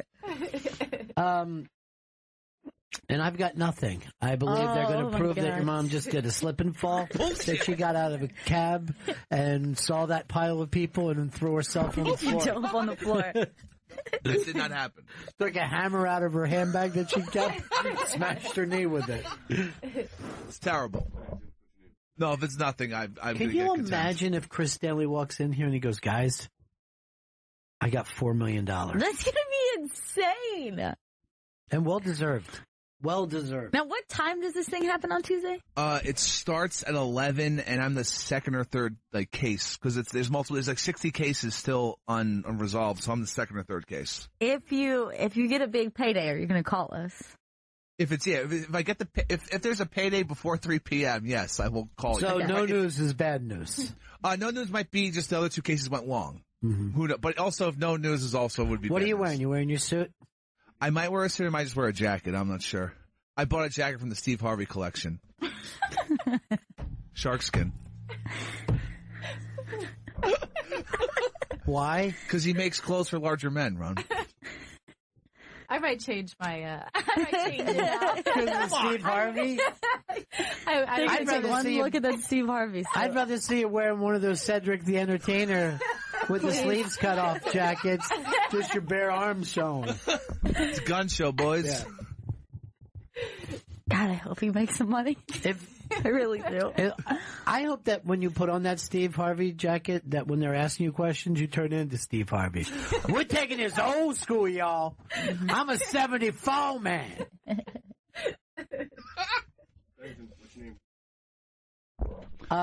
Hey, Red's got a great question for you, Chris. Go ahead, Red. Okay, if you remember a while back, I believe Chris was talking about a story about Michael Jordan's house was for sale for a ridiculous amount of money. Does that sound familiar? Yes. In Chicago. In Chicago, yes. Okay, and I phoned in because at the time Chris was playing Jackpocket, that gambling thing it's an app or something? It's an app that lets you buy lottery tickets. Jackpocket. Yes. Now, if you remember when I called in that time, I was asking what you're going to do if you won "fuck you, Ron Bennington" money. So, he's got look. What happens if you win this lawsuit and win giant money? Are you going to fuck you, Ron Bennington, or what? Can I tell you something? And this is a true story. I love Chris so much that I would happily take that "fuck you" as I was waving away to him. I'd be like, "There you go. You got to do it, dude. Shine on, you crazy diamond." Yeah. Look, I would remember how surprised we were at Officer and the Gentleman when her friends started clapping too. Go for it! Fucking Chris will just come walking through this paper mill of a radio station, pick up Jen, put his hat on her head, and carry her out. Love lifts us up where we belong. I'd be like, go for it, Chrissy! That was always my favorite part of that movie because She got the other guy killed. Yeah. Yeah. And she was just glad to see somebody was getting some pilot dick. Didn't matter who. Meant there's a possibility that there's pilot dick. Chris, Charlotte. Hey, Ron, I think he's going to get offered a carton of Marlboro Reds and a handle of Jim Beam and take it. I will not take that. I can get that at my local bodega. I'll say this, you're not going to take it at first. You may. John, South Carolina. In genre, Chris is going to accept 3 magic beans and consider himself lucky. What happened with those magic beans then? Beanstalk, dog. That's right. Beanstalk that shit. Look, Chris, I want to get you both legal and financial advice. Okay, thank you. Because I'm going to tell you something. Yeah. This is a fast track that you're going into, and you need somebody that's going to look after you. And I got the person right here. It's crazy. Yeah. That's me, Chris. I got to look out for you, brother. I got to tell you a story about the big man, right? Now, Crazy Jen is here to help. Yeah. Go ahead, Jen. All right. My friend, her mom was going through McDonald's and got a hot apple pie, right? And bit into the hot apple pie, and there was a fried mouse in the middle of it. So she turned around and she tried to sue McDonald's. The McDonald's was stalking her house. People out, like, following her car and not just question her, but just, like, doing sneaky deek stuff. Sneaky deek. The man in black will come after you because you don't know where he's looking at, man. And then you're over here blabbing like a big mouth on the radio about getting high and sucking dick and stuff like that. That is what he said, 100%. That's what you said. That's what he's going to do. And then you don't know who's listening to you, man. They're going to trick you, man, and you only going to and dude, if you get $500,000, you'll suck somebody's dick for that. We know, Jen. Hold on for 1 sec. This is a picture sent into our Twitter. Jen, come look at Chris Stanley when he was all dressed up with his suit on. Oh, that's Chris? That's Chris. Yeah. It doesn't look like Chris. No, he looks so thin in an oversized suit. Clean shaven. Yeah. No, clean. Your hair's cut. Are you going to, look nice like this? No, man. I'm going in there like a mad dog. All right, smart. Mad dog that shit. Smart idea, buddy. Hey, Ronnie. Yes, I'm right here, Jen. And what about that lady? Like, everybody made fun of her, too, remember that lady that spilled coffee on herself? Yes. Yeah. And then was sued McDonald's? Mm-hmm. Well, McDonald's turned around, that coffee was the heat of a radiator. Is it radiator or radiator? Either way, honey, but... Either way. That coffee, people... hold on. That coffee, everybody made fun of that. It burned her down to the bone. I saw pictures of it. It's horrible. The documentary, and I never knew that. My whole life was always just like the punchline to a joke, or just like the example of why someone would sue someone, and it was ridiculous. By the way, who made that the punchline to a joke? Think back. Corporate media, right? Exactly. And what is the big man? name? Corporations. Corporations are all in this together. You're being watched right here by SiriusXM. This is a major corporation. And me too. And Jen's also being watched. Yeah. So, dude, before you get in that courtroom, they might somebody hit you up and take your mouth shut so you spit in your own mouth. It's kind of hot. You don't know, man. And they got gangsters and stuff out there, man. Throw you in the back of a car and, beat you up and stuff. Con Ed. I mean, it's not mafia. Con Ed. Beat me up. Bro, what about that oil company that spilled all that oil? Gas, oil. Mm-hmm. They have some sneaky deek stuff going on too. Think about that. The sneaky deek. Yeah. I didn't even think of the sneaky deek thing. I'm going to tell you what. I'm telling you. You see, you think you're smart, but they got people with 4-year degrees. Let me tell you something, Chris. Even smarter than you. I am willing to send Jen in here to New York City, stay with you for a couple of days, go with you to this trial and speak in your behalf. I don't know. Oh my God. I would get up there and I would do it. Can I stay? Are you going to charge me? No. You're not going to charge me like that thing, okay? It's not an Airbnb yet. It will be. All right. Williams. And I'll get up there and I'll be like Judge Wapner. This is what happened. This is like that thing where they yelled fire in the movie theater, but his mom got cancer. Right. True. Dude, I'm telling you, man, I'd be a good lawyer. If I wasn't like selling Amway and Sensi and stuff like that, that's the career I'd be in. Or a preacher. Now, Jen, we were hoping that you would come up later this summer, but you said you have some things that you're doing instead. Now, this is what happened, Ronnie. Yeah. I got mental problems if you haven't noticed. And like I gotta go and sit in the woods stuff. Like this is what I do. I go and I get my blanket, my sleeping blanket, and I gotta go sit in the woods by myself. It's not a punishment because no. Because my mind it starts thinking crazy thoughts. Right. And no, you don't know people like that? Yes, I know one. I'll have conversations in my head about a situation that didn't even happen, and I'll work out the whole situation and what everybody's going to say, and I'll walk up pissed off, and then they'll be like, I'm sorry. And I'm like, oh, shit, okay. No, but here's the thing, Jen. Yeah. Type those things down. Maybe you got a movie script. Maybe you got a play. You're very Ronnie, I got so many ideas. Like you don't even know, man. But like people can't connect with me. Like I'm trying to get like on Facebook, Jen Lynch. She likes my pictures sometimes, so I'm trying to get her like to get me a movie deal. But she don't respond to that. Only if I put up like a good GIF or something like that. Yeah, people. And it's Jane Lynch. You're Jen. Oh, it's Jane Lynch. Yeah. Now here's the other thing. Yeah, I got her name wrong. But it's very rare for people to go, oh, let me help this other people become a movie star. You know what I mean? Like, why not? Can I ask you that? This is the question I'm asking. Like you had that nice famous person on with her famous comedian. Yes. And you were talking about, like, the creative people and people want to see real people.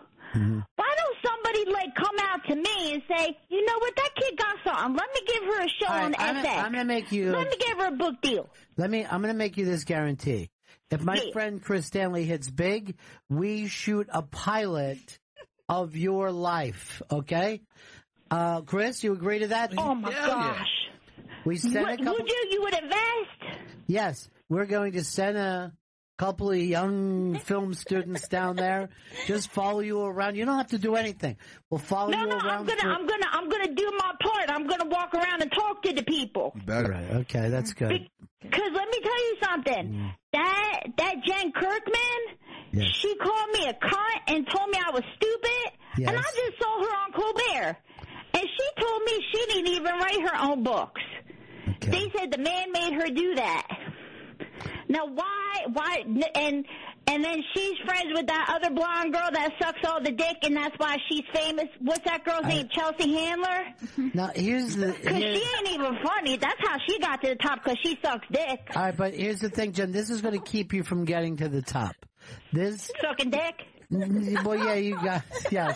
But what you have to do, you have to respect your peers. My sucking dick would help me stop getting from the top. Yeah. You have to respect your peers, right? And one thing, but she's not my peer though, man. She's stupid. Okay, she's not funny. You're my peer. Okay, good. You're my guru. Okay, well, let's just take it one step at a time. All right. Chris gets this money. We will shoot a pilot and pitch it. Hell yeah! Or else, will you really? Yes, 100%. Yeah. Or what's that pilot going to be about? Is there going to have to be sex in it? No. Because if it's like 700,000, I'll do it. No. No sex? Okay. No it's not going to be like a horror movie. No. We'd actually put more money into it if there's no sex. Thank you for calling us, Jen. Hey. Y'all have a good day. Hey, don't forget the little guys, man, like me. Right. We're not forgetting. And Jen Kirkman, you're a cunt, too. All right. There we go. All right. See you later. She can't say that stuff on the reality show. You know what? We'll bleep it. Okay. Some of the stuff we're going to leave on the cutting room floor. Bleep out Country Jen Kirkman. I don't know why people think that they go on Twitter and they talk to somebody that's famous that they'll go, oh, I'll help you. I'll be famous and help you. Doesn't work. It just doesn't work that way. Take a piece of my pie. Yes. Oh, you know what? I'm doing a movie now, so let me put you in it. Because you tweeted me. There are not many people out there who are as generous as Chris who'll just hand you 10 grand. Just because No, because people like Chris don't make it to that level. No. But, you know, I have Paperface. I got Crazy Jen. I got this Airbnb coming through. I think I'm looking at Paperface as a possibility of being on Comedy 101. I just saw him today. I thought he was great. I know he doesn't fit the format, but I'll tell you something else. When I see a flag, I salute it. You know what I mean? That's true. That's what I do. I see a fucking shining star, I make a wish on it. Let's break. Back. Bennington. Bennington, Raw Dog Comedy, SiriusXM 99.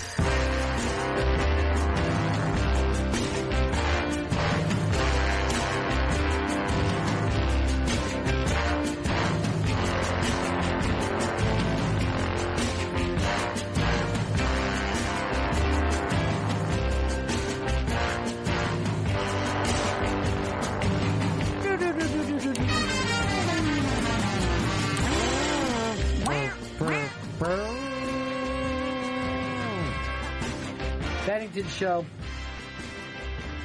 Thursday. Man, is it quiet around here. Summer in New York, it's like, when you work here, it's like you have summer school. I know. It is really weird. And it's like, it's so quiet and you're just like, everyone's still on vacation? Or It's so quiet that you could hear a pin drop when I'm going through everybody's desk. That's because you dropped those pins. Oh, yeah. I was stealing. I need them for home. I like to have a lot of pins at my house. Just in case you want to pin anything. Anytime someone says, I could hear a pin drop, my joke is always, yeah, a bowling pin. That's and good. then I go up for a slow high five, forcing them to back like I was witty. Good. I don't think at the round table Dorothy Parker ever did a line and then put her hand up. Bum, bum, bum. Is it just me or am I fucking sick of the Rejoinder music? Are you? Yeah. I think our Rejoinder music should be all Beatles. It could be this channel. You're costing us a fortune. Now, yesterday, do you remember that I was talking to you about my experience with 2 Live Crew? Yes. I just got this in from my buddy TR that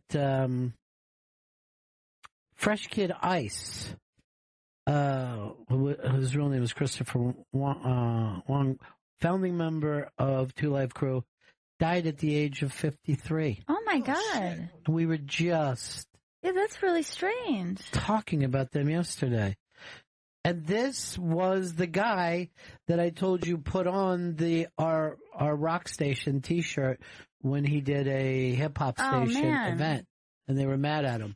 How strange that we were just talking about that, and like, it's like, when was the last time you even talked about that? No, it's been years since I talked about it, and it was also very funny. I got a note from Flipper, who was like, he goes like this, "One fucking day I'm off and I don't listen to your show." He just wants to hear a lot of Flipper talk. Like, one time Flipper did this.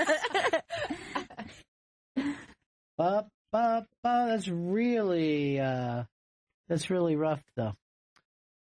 Man, I missed the guy wanting to talk about Bert Kreischer, just as I was about to go to him.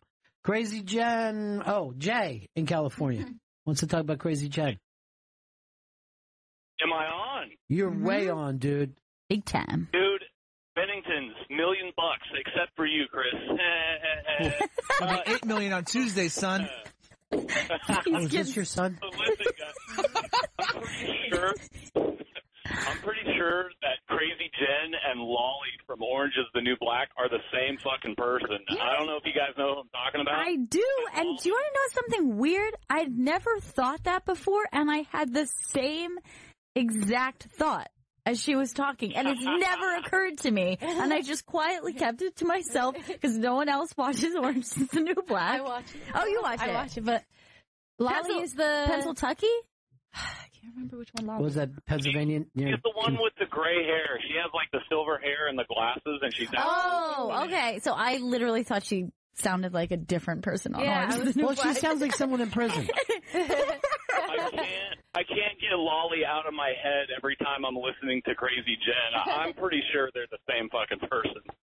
Well, Jen would make it in this business if Jane Lynch would just help her. Why won't she? I don't know. She's got a lot of shows that she does. Just give one of those shows to Just give Jen. me a deal. That's all You she... need to watch out for these sneaky deek people. She is right. There's a lot of sneaky deek people out trying to hurt Chris as he goes for his $8 million settlement on Tuesday. And how much money are you giving out? $8 million. If I get $8 million, Ron, Gail, you each are getting $10,000 in cash, 10 G stacks each. I'm actually pretty excited about that. Jen, the day that I get that money, I'm giving you $200, but you have to wear a bathing suit. Do it, Jen. That seems fair, right? Okay, I have to prepare for that. I have to do my body right, but okay, I'll do it. Now I'm down 200, so I'm hoping to get some of that money. Boy, it goes quick. Yeah.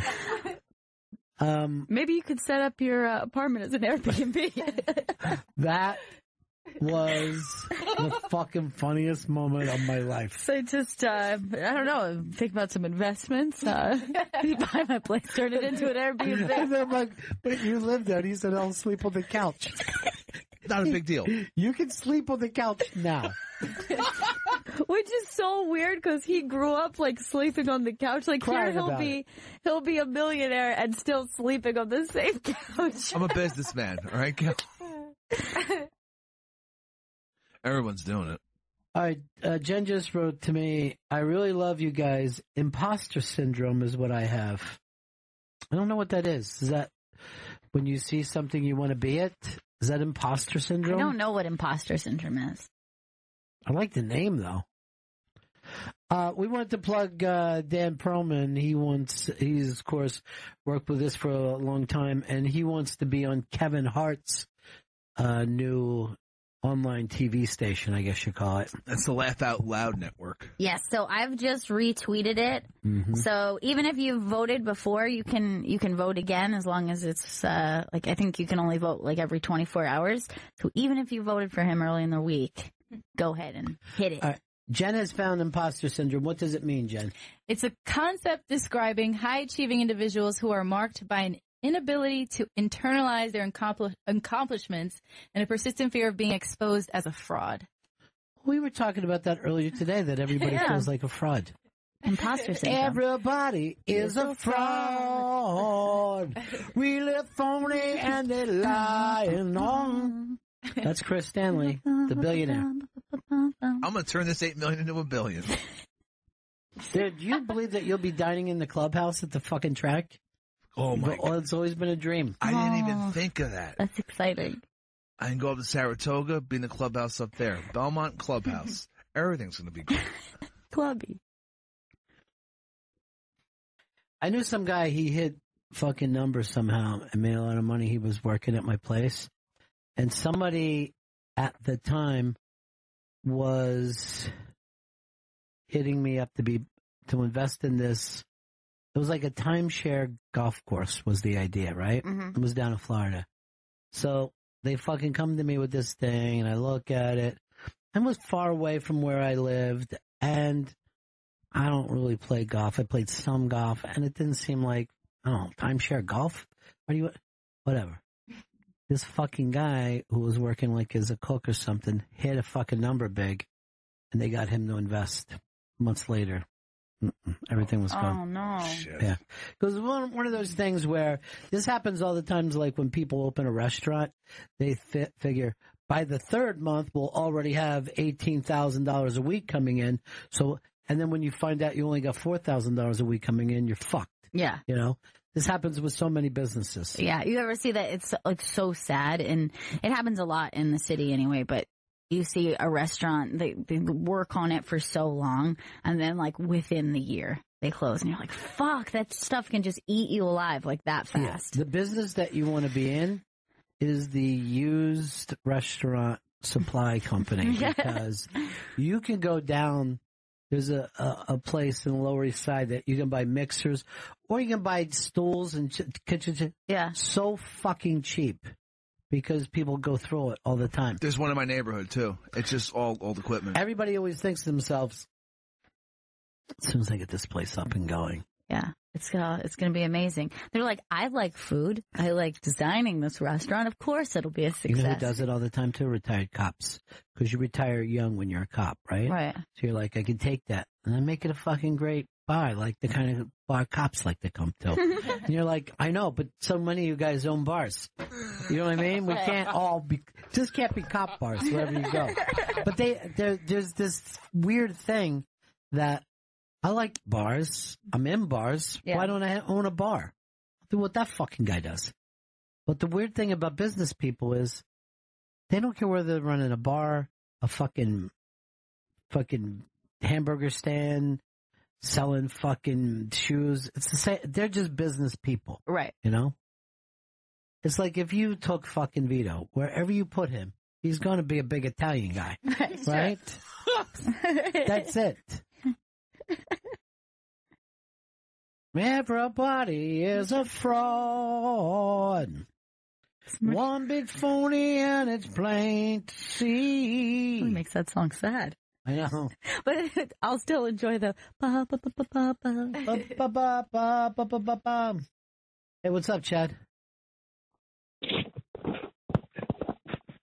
Chad? Hey, Bennington. Hey, buddy.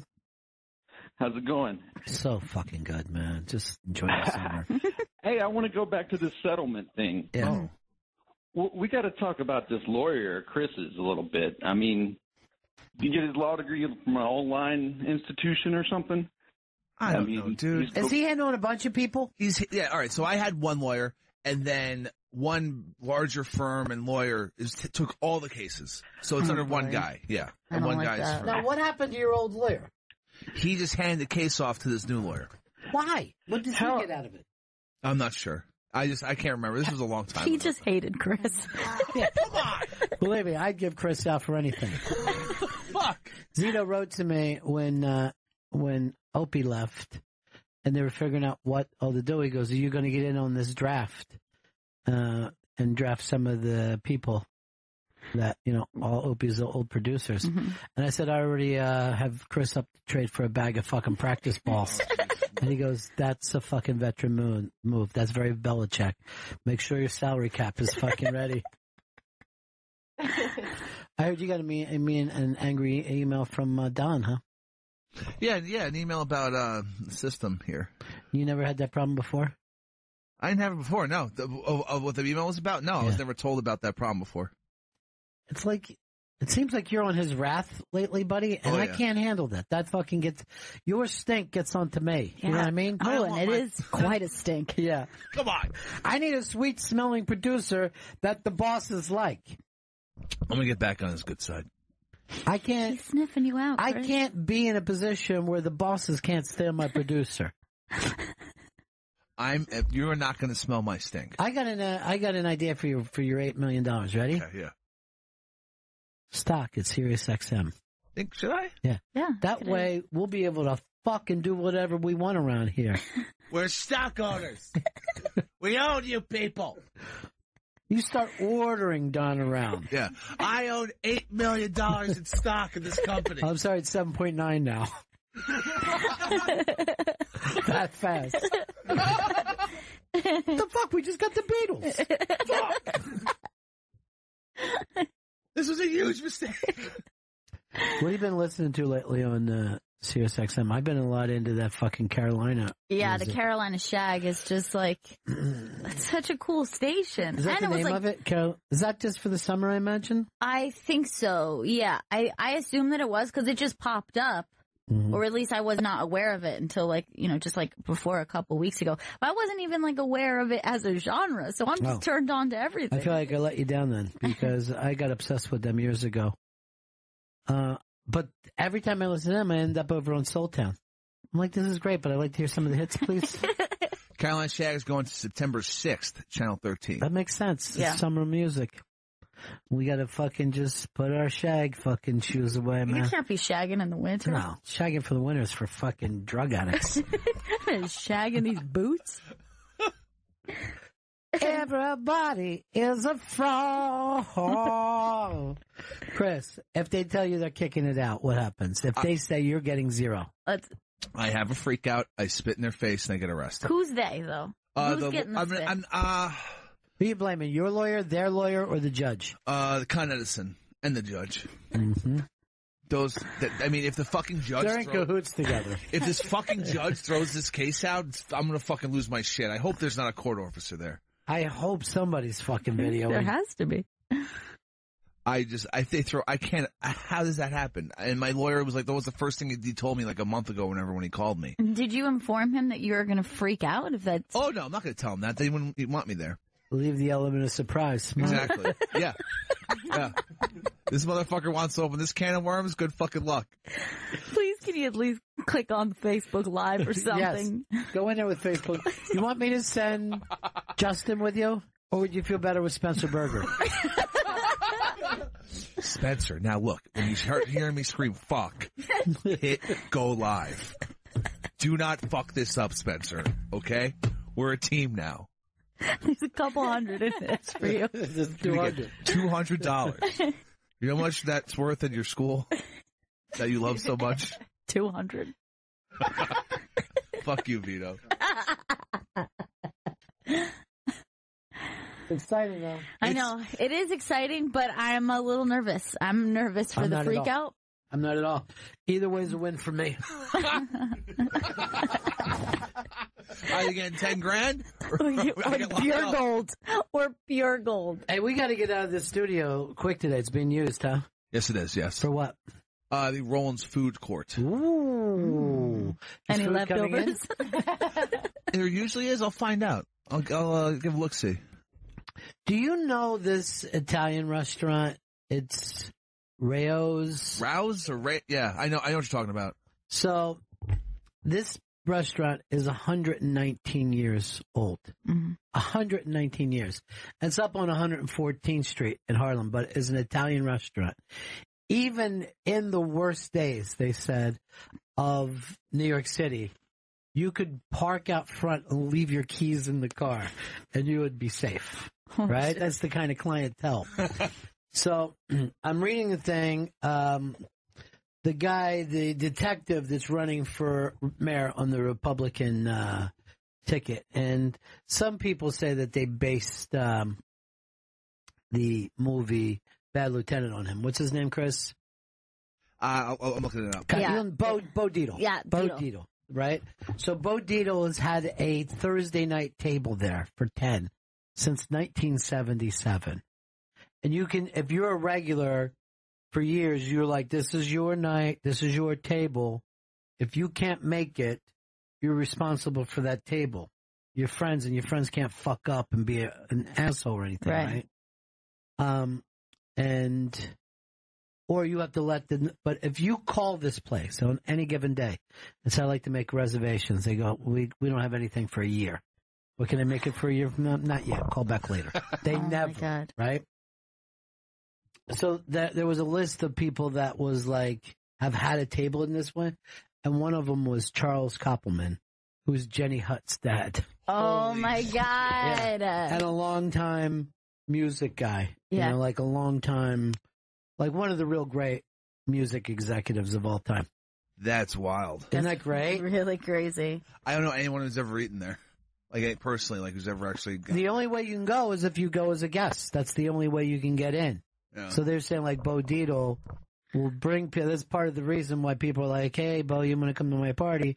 Maybe some night I can go with you to your fucking restaurant. Whatever Thursday that you'd like. But it's just a red gravy place. You know what I mean? Like, it's just old school New York Italian. Have you seen the ads, the spots are running for Bo Dietl? Yes, I saw one. It's fucking fantastic. The one about, like, him catching the rapist, the nun rapist. That's based on Bad Lieutenant. And, like, the craziest thing about that is, like, they play sound effects throughout it. So they're like, he was the one who caught the guy who raped the nun. And it's like, ah! Yes. And I'm like, that's weird. Maybe rethink using scream Not sound at all. effects. It's got me, and it's got my vote. Nun. I haven't... but Bo Dietl, if he becomes, and he's friends with Trump, he's a long time, and he's worked, as Trump's detective and stuff. I mean, we had to try to book him, Chris. And he's done Fox News. He was actually a paid guy for Fox News. He never had his own show, but they could call him in to, this Hillary Clinton is a piece of garbage. But they're not using him anymore for some reason. But he's running. Now, Chris is mayor of New York City, the man that you said was going to turn New York City around, right? Mr. de Blasio. Went to the funeral for the cop yesterday, and some of the cops turned their back on him. Yeah. They shunned him because he had gone to Germany. For the G20 summit. Yeah, that was like the day after this thing. So everyone was really upset. Stay here. You stay. I Don't like go it. to I Germany. love a fucking shunning. Yeah. I wouldn't even care if it happened to me. I'd rather be shunned than heckled anyway. But I just love the fact of I'm not saying a word to you and I turn my back on you like fucking Amish people. Yeah, the Amish do it, right? Like that's I don't know what if they it was, I said Amish, but yeah, I think that they do. Like when could somebody it be Quaker? Like I was thinking Amish because I feel like what happens is if you come back from your Rumspringa and you're just like, hey, I thought about it and I don't want to be Amish, then they literally do the gesture of giving you the back. So it's a real thing. They really will just. I think so. Yeah. Like you're not one of us anymore. We don't know that you exist. It's the way I'm going to treat you if you don't get that money. I like a shunning and I like a sit on the hands. And I'm going to tell you, I like that too. That from the Oscars. Yeah. But Chris Stanley. Yes. If you get your fucking $8 million, you're paying me what? $10,000 cash. And I'm going to tell you something else. If you get kicked out, it's zero. You still owe me $10,000 cash. Oh, God. You owe me 10 G's either way. It's either going to be friendly or going to be fun. Oh, shit. I don't care either way. I would be 10,000 in the hole? This is not good. And every fucking day, I'm putting a little vig on that, too. What? There'll be 20 G's before you know it. Fuck. I mean, I don't know how to get this I'm going to money. bust you out like Fargo.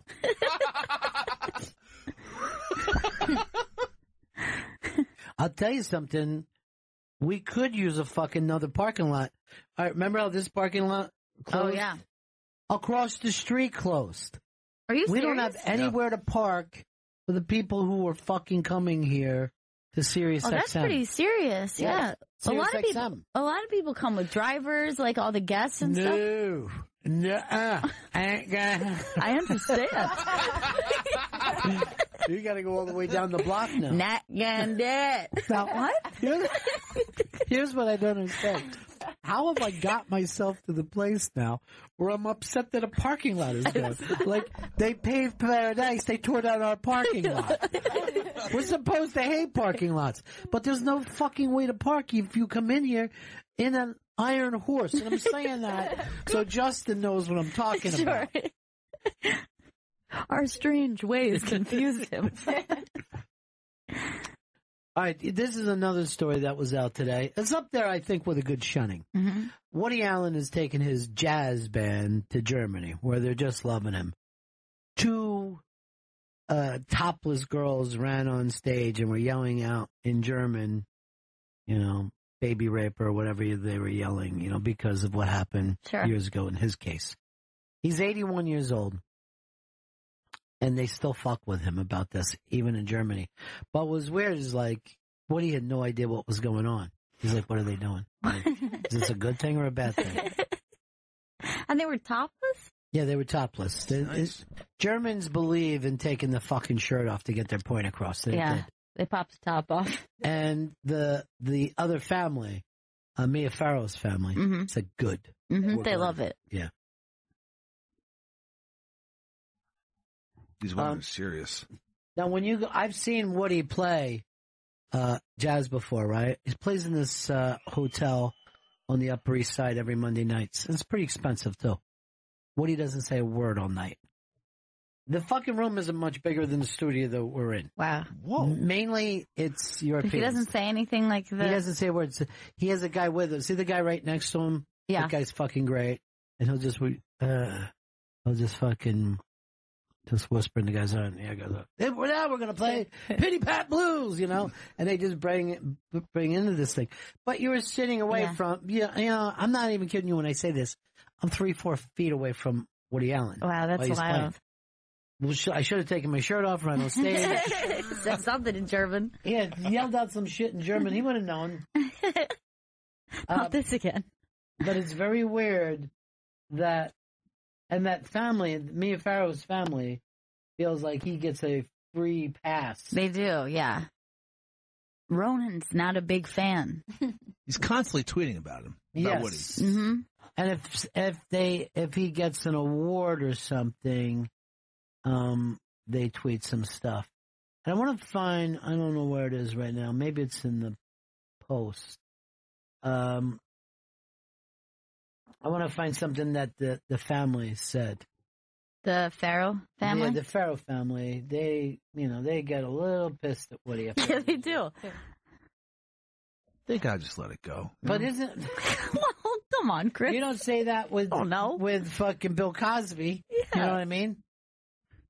Like, they do have a point. But the thing is, Woody Allen's... it's so damn good. I know. I mean, have they seen any hole? Thank you. No? Right? I mean, I'm sure the Farrow family put those topless German girls up to it. They said they didn't, but they appreciate it. That's what they would say. All right, let me just say, because I remember I saw this in the paper today. All right, this was an open letter that they actually sent out to, like, celebrities. Mm-hmm. And they were like, Louis C.K., what if this was your sister? And Diane Keaton, you knew me when I was little. How could you forget me? It was like it made me pretty sad. Yeah. It'll be so much easier when he's dead. And then we go, well, these movies were great. It's just awkward because he's still walking around. Yeah. And then people are like, you're a fan of his? And I'm like, not the bad part. I'm much more comfortable with my idols dead. That's why Jim Morrison. Yeah. At 27, like, hey, he didn't let me down. Every album was good. Yes, every album, including Soft Parade. Yes, Waiting for the Sun, too. There's good songs on it, at least.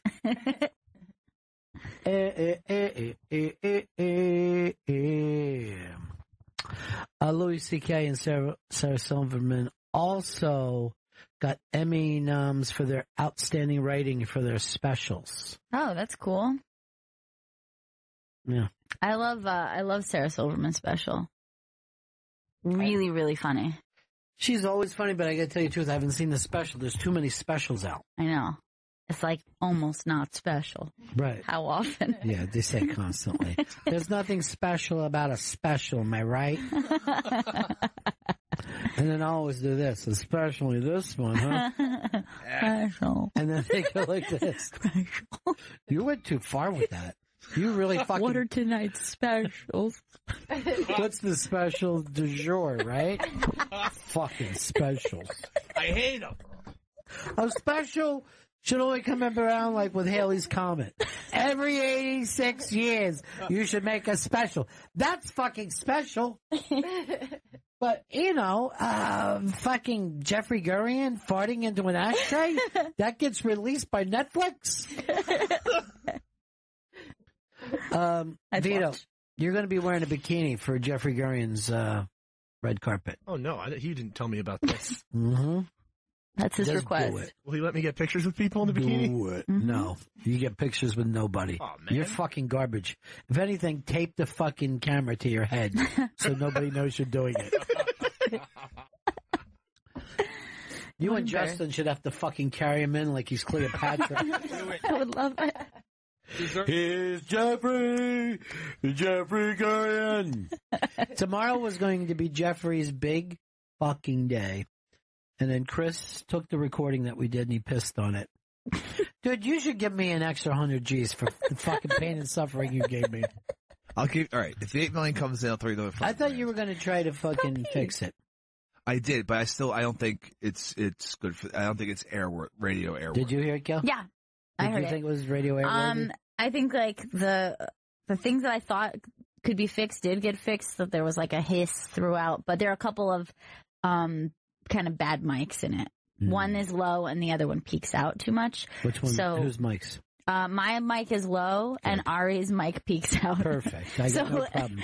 Cut them both out of the show, and let's run it. Okay, we can run it then. The low mic is not a problem. It would not be a big deal, but Ari's mic does just kind of once in a while peak out. Most of the time, if you notice, I was using the stage mic. Mm-hmm. Not my fucking... I'm like, I think this mic is going to be low. I don't trust Chris. Stage mic was the best mic in the house. He's running a board with his fucking knees. Could have split that mic with Can me. I tell you something? Yeah. That was my favorite fucking episode of Punk'd. I loved it. Oh, my God. So tomorrow you're going to put it on... SoundCloud. It'll be on SoundCloud. We'll tweet it out, and everyone can listen to it on SoundCloud. Don't even tell Jeffrey that it didn't run, though. Okay. Because he killed. He did. And he murdered the other comics. And his mic sounded great. Should. I mean, it sounded perfect. That's because fucking Vito was in charge of that and taking pictures from the fucking waist up. You, however, in your bikini will be waist down. I don't like, why have pictures of legs in a picture? Nobody likes legs. Nobody does. So you were happy with it then? You thought it went well? You thought I did good? We're old school, me and you, Ronnie. Dude, I'll be honest, I was re-listening to it because I was checking the quality and listening to some of Jeffrey's jokes, and they're so funny. They're so good. Is that right? Yeah. Can I just say this before everybody acts like I don't know what I'm talking about? I predicted it from Jump Street. You 100% did. From Jump. And when I introduced him as coming out, I heard the indifference of the audience. There was an indifference. There was a massive They were like, indifference. they didn't want to give him love. And which was mean because they'd given a lot of love to the comics before him. Yeah. Some they didn't even know. They're like, Who? Oh, God, it's not Jeffrey.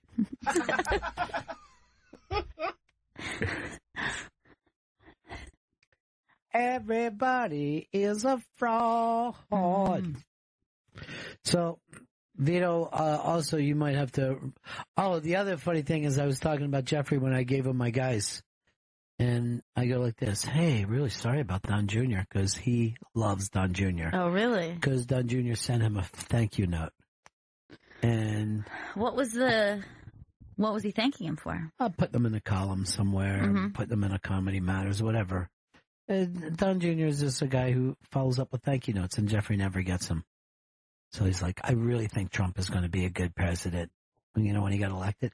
A lot of people saying that the country's divided, but he's such a good president, and his son sent me a thank you note. And no one, it was just wonderful. Lost art. So then, I had no reason to do this. I go, oh, man. Now they got his computer. They're seeing who he sent emails to. I hope you don't get caught up in that with that thank you note. He goes, why would they call me? I go, they might think it's thank you for fucking secrets. I don't know. If I was you, I'd stay worried about it. This isn't code. Hey, Mr. Gurian, if we could talk to you. Well, you'd have to walk along. I'm jumping along right. I'm jumping around. I can't stay in one place.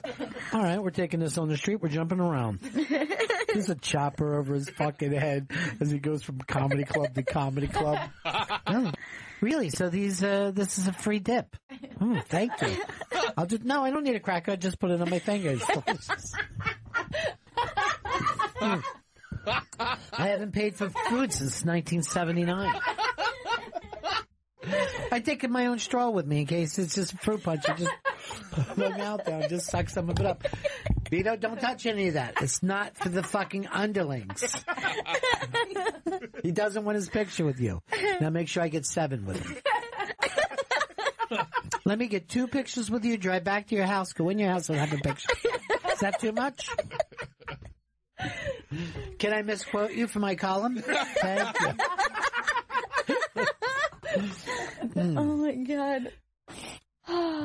Don came in the other day and was fucking, well, I shouldn't even say, but something Gurian had done. Yeah. I'm like, it's Gurian being Gurian. He was not happy with I almost gave away probably what you wouldn't want it for. But that's Gurian being Gurian. You almost hate him as much as he hates Chris right now.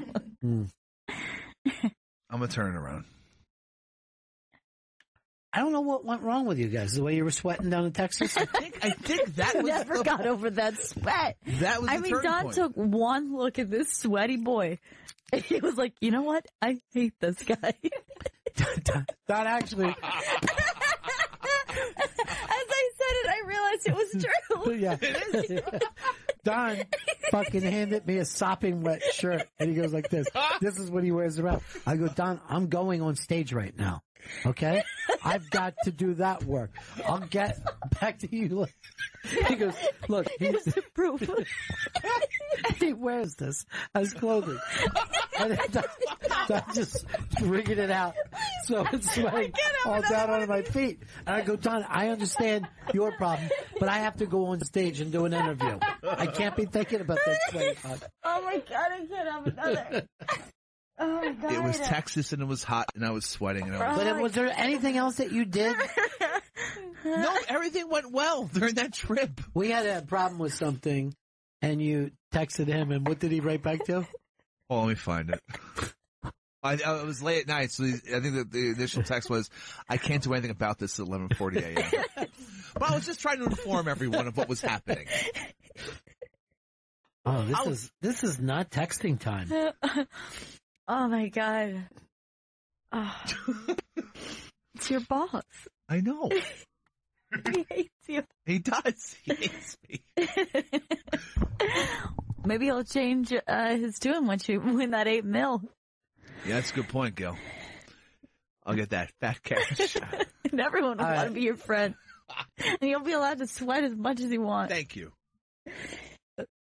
Flathead wrote to me, Slayton and I have been to Rayo's 3 times and met Frank the owner. We ate at James Gandolfini table. Everybody has a famous table that they eat at. Oh, yeah, I remember Slayton bringing that up to me. That Yeah. He knows the guy. He seems to know a lot of inside He doesn't stuff. know, yeah, he doesn't know anybody who's, you're comfortable being around. Yeah. That's the problem. He invited me to a fucking party with Woody Allen that I refused to go to. Just like, this seems weird. Yeah. He actually gets a free apartment every time he comes to New York from a guy who's in the newspaper all the time. Yeah, there are photographers outside that guy's house, wherever he's staying all the time. And people just cataloging everyone walking in. Right. So I don't want to get caught fucking photobombing that shit. You know what I mean? I'd rather just fucking pay freight. And who's Is that this a problem? guy? And who's this? Yeah. You need to look into this guy. And who are they with? He's a mystery right there. They're just this red circle with a big question mark over my head. No, I don't want to be on that fucking radar. But you know what? Flats can be on that radar and just sleep like a baby at night. Never bothers Why him. doesn't it concern him? Oh, because he gives up names so fucking fast. When you sing like a bird. Yeah. You guys are mad at me. Wait to hear this tune now. I know everyone bringing drugs into high schools. We got anything else to plug before we get out here today, Curtis? Because I know, we got the new fucking way of doing stuff because you're on the outs. Get back on the ends, buddy. Get in. I'm going to get in that. Get in there. And Vito, remember, you got a talk with me after the show today. Yes. Something I gave Chris. He dropped. He fucking didn't want any part to do. It's yours now. I love it. You know why he can't do it? He's a multimillionaire and he doesn't need this shit. No, hell no. Chris, I'm going to tell you something right now. Yes. I pray for you. I pray you get this. Thank you. I appreciate You that. deserve it. Thank you. do. You deserve a break. Even if that break leads to your death. Incarceration. I was going to say drug-induced coma. You guys don't pull the plug on me. Oh, no. I'd never pull the plug on you. I know you're coming out of it. It might, even if it takes years, I'm going, no, I know him. He's got this. Now, tomorrow, I want you to get us lunch from this restaurant, Italian restaurant. Exclusive. Get a takeout. Oh, do they do takeout? Yeah. But We'll just have the make sure you gravy. get it. A lot of garlic bread. What are you thinking tomorrow? Italian or steaks? I mean, that's a bit much. Are you on sushi tomorrow to surprise us with? No sushi, but I'll have a delicious surprise for everyone tomorrow. Trust me. Can it be trendy, Chris? Can we have trendy food? It will Like be trendy. Like something hipstery. It will be. I will have a hipster lunch for us tomorrow. I love the idea. I love trendy food. Guaranteed. Is this going to be avocado toast? First of all, avocado is just fucking great, period. Yeah.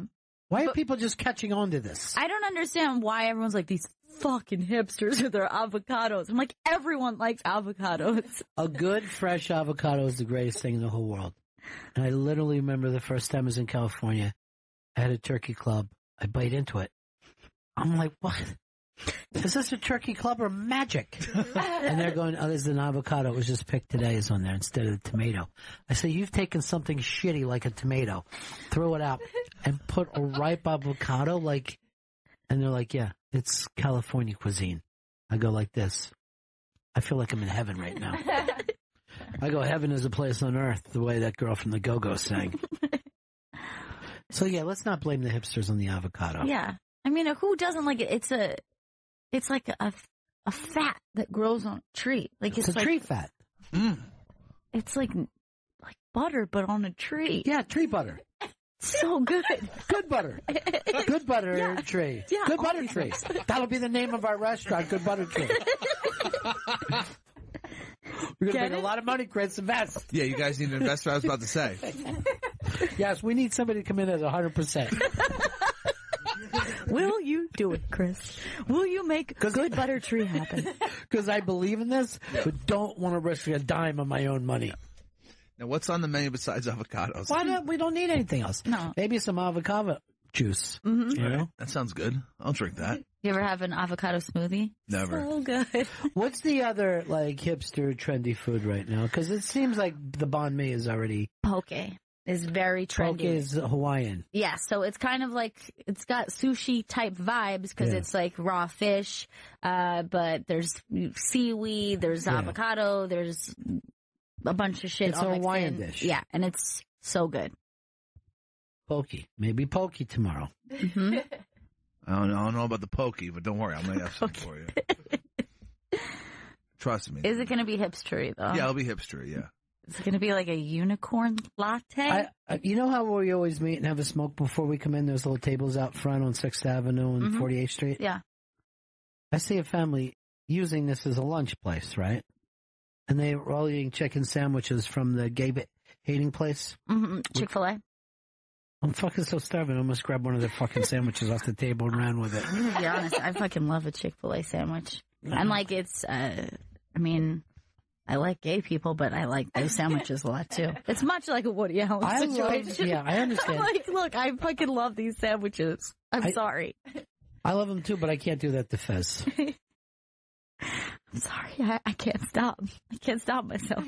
You know, they're so delicious. It does. Yeah. Well, that's the thing. It should hurt when you don't do something for a cause. It shouldn't be like, oh, Chris, what are you doing mopping yourself down with it? You're so nervous. Oh, my God. I'm nervous. I'm sweaty. I'm hot. It's hot in this room today. It isn't, because I see everybody else. It's pouring off me, Ron. This is why the bosses don't like you, which reflects on me. He just smelled his own sweat that he just mopped up. I just saw him do it. Yeah, I breathed into the... Why did you? That was, I mean, you knew that we were looking at you. We're just staring at you talking. You know why? And you mopped the sweat up, and then you stuck your face in it. And then I watched your abdomen just fill up with air as you took it, and you closed your eyes as if to just kind of like give yourself a moment with that odor. And I was looking at you the whole fucking time. You know, here's what I'm happy about though, okay? I'm happy that that we see this before we go to court. So we know that. B, I'm ecstatic that's not a dead girl's panties that he's sniffing. I mean, when I see something like that, I know I'm not getting this 10 grand. I know it's not happening for me. This money comes in, you're getting 10 G's. Ron, you're getting 15. 15. For the street jokes thing. I'm bad about that.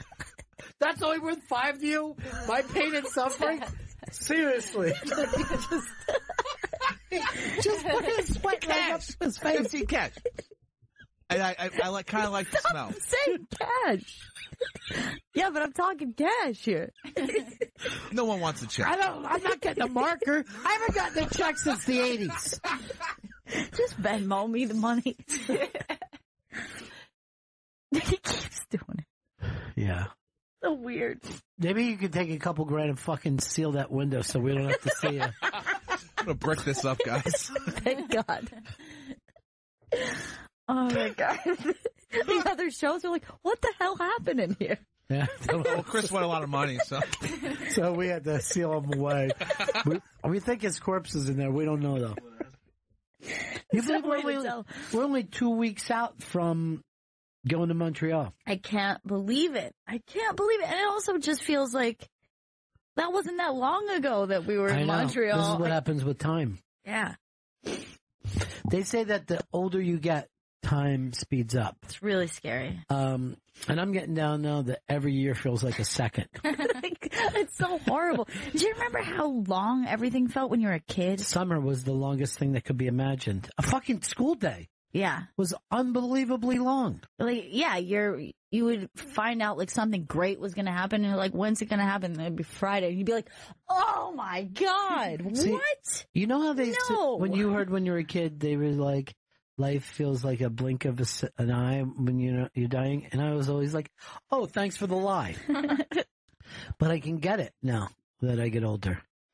And here's another weird thing, too, I notice as I get older, is like death seems like less of a weird thing to me. You know what I In mean? what way? Like it's much like I saw that thing of that guy that I just brought up yesterday, and he was wearing the T-shirt. Yeah. And he's dead, and he's 53, and I go, yeah, okay. It's just, you just accepted it's Well, a I was thing that always, happens. I was always surprised when, I was always surprised when I saw that people weren't freaked out when they were dying, when they were younger. And now I can see how you go, yeah. Yeah. It's all part of it. Yeah, I was with, visiting with my boyfriend's family, and we were at the cemetery, and people in the family were talking about the family plots. Mm-hmm. And these are people who are like middle-aged people, and they're like, that's where we're going to be, and this is where blah, blah, blah is going to be. And I'm just like, we're looking at them like, please stop saying these things. This is so weird that you're just talking about it like right here. Right here is where my dead body's going to be. And they're like, they're not freaked out by saying that at all. My grandmother, her husband had died before either I was born or before I had memory. And there was a thing with his name and her name was right next to it without the plaque of the year that it died. But I would see my grandmother's name on a fucking tombstone every time I was forced to go out to this. I don't think people are forced to go out to cemeteries like when I was younger. But it used to be like, come on, we're going to stop by the cemetery. Right. Be like, what the fuck are you doing to me, Dad? You know what I mean? This is a cemetery you're driving me into. I can see if it's on the day of the fucking funeral. But we're coming back from the lumberyard. You're just swinging into the cemetery so we can dust off a fucking stone. You're freaking me out. I'm a kid. And then somebody would always be like, you're standing on a grave right now. They would always say, yeah, you're standing on a grave. That would freak you. But there's because you believe that there's a person breathing under that ground. Yeah, it's really strange. Cemeteries are pretty bizarre. Like I live just across the street from a very big cemetery in Brooklyn. And when I first moved there, I'd be out there, I'd be walking my dog, or it'd be at night. And I'm like, I don't know how I'm going to get used to this shit. And then one day, you just get used to that shit. You're like, you can walk through it and you're just like, I'm in a park right now. It doesn't feel any different. Well, look, I went from that being freaked out to being in middle school and fucking in cemeteries. So kids will get used to things. So romantic. Yeah. Well, where else are you going to go? We don't have a car yet. Vito, what is it? I used to get dragged to cemeteries all the time because, like, all my grandparents and my dad died. So we had one in Jersey where everybody was, and it was near the mall. So it was whenever I knew we were going to the mall, I knew we were going to have to go to the cemetery on the way after the mall. It's like good and bad news. And my mom would be like, "Go talk to your father," and I'd be like, "I don't know. I'm like 8." You had to say something. I had to like go over to and we cremate. I'm fat. Yeah. Hey, Dad. Mom's been feeding me too much. If you were here, you could have stopped it. All the kids call me asswipe. Mm-hmm. They just call me asswipe all the time. Because one time I got caught wiping my ass. Now they won't drop it.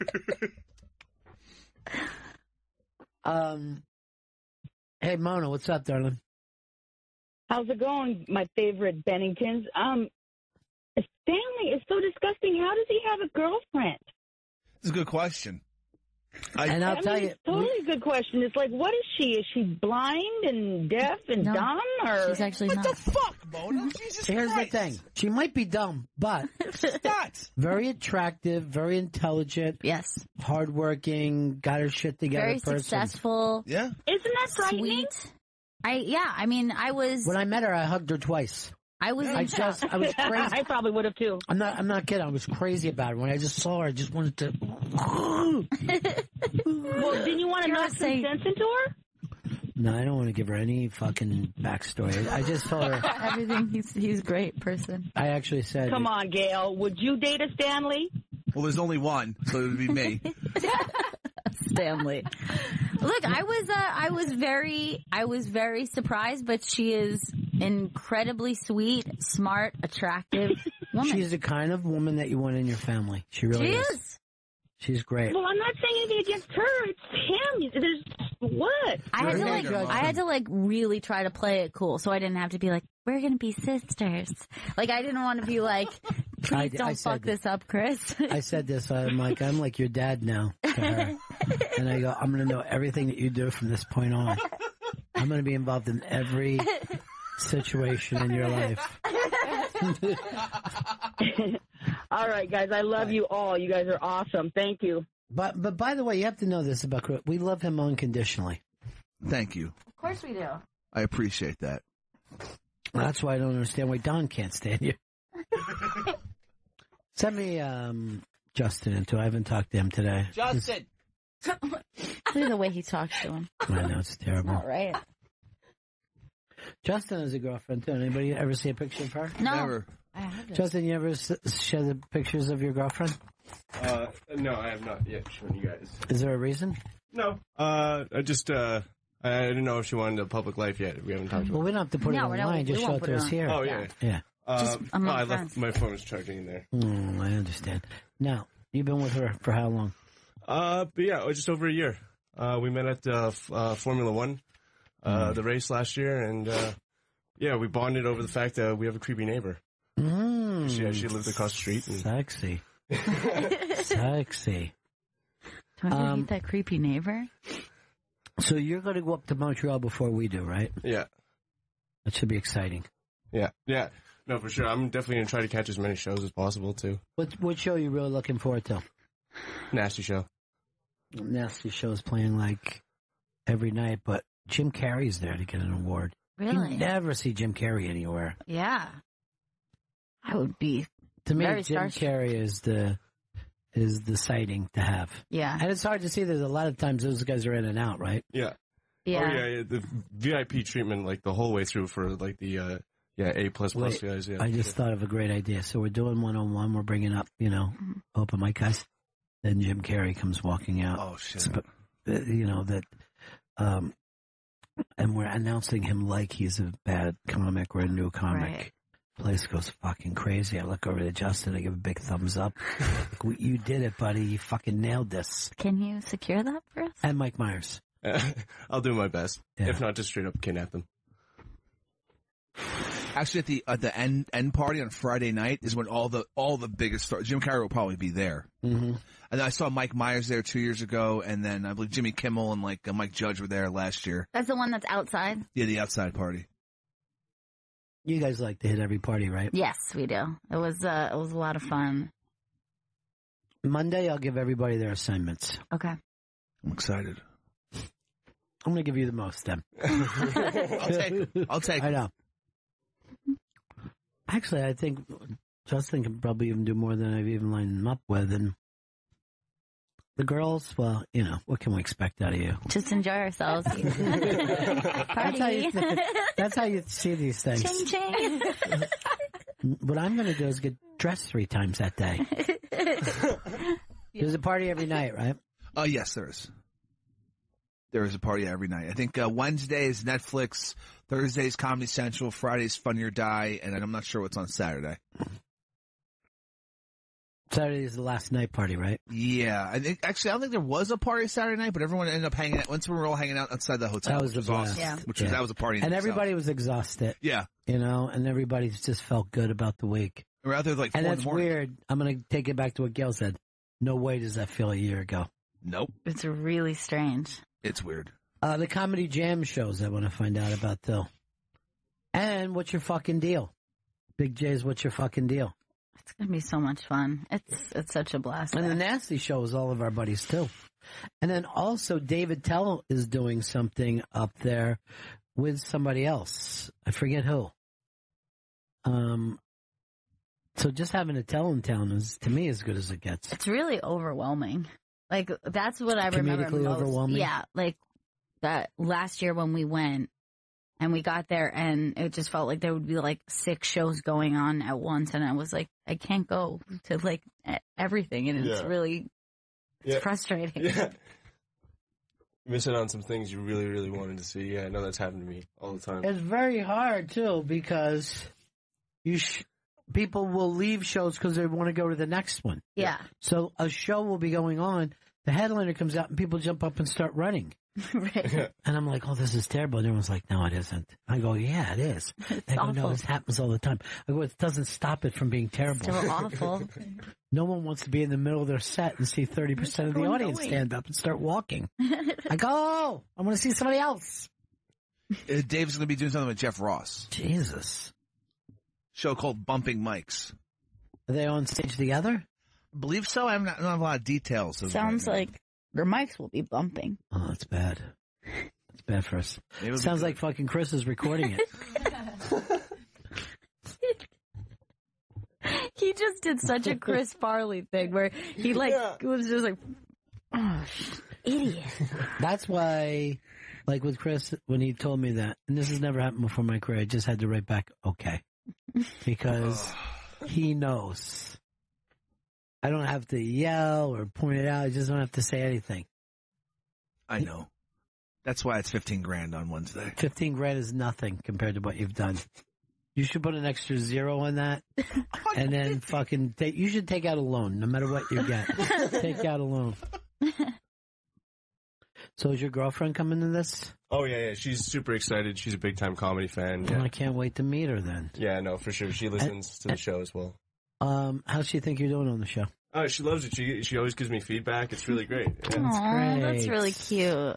And Chris, you're gonna have friends up there. You got Paperface will be there. Chris, I'm really excited to hang out with Paperface. Chris from High Society Radio from GasDigitalNetwork.com. They'll be there. Are you guys doing a podcast up there? I don't think so. We didn't plan to. You should. It's not a bad idea. Yeah, it actually isn't. You could have me and Gail as your guests. We'd love that'd be to. awesome. Yeah. That'd be great. What do you guys like about Montreal right now? And what do you think of Paperface? Paperface. I'm all about them paper plates. It's going to be an exciting time. Does he understand Paperboy from Atlanta? He was way before Paperboy. Did he say that? Just like, shit. Paper boy. Why didn't I think of that? And the way that he has to explain to people, no, it's about me delivering paper, not the fucking paper. He's always have to go back to go, no, I'm not out delivering the Atlanta newspaper. That's not what I mean at all. When's that next season start for Atlanta? I'll look it up. Yeah, hook it up before you look it up. I think it's like not coming back for another year. Like, the fuck are you talking about, Vito? Get out of here, Vito. Follow Vito. You're ruining everything. Absolutely not. God, he sucks.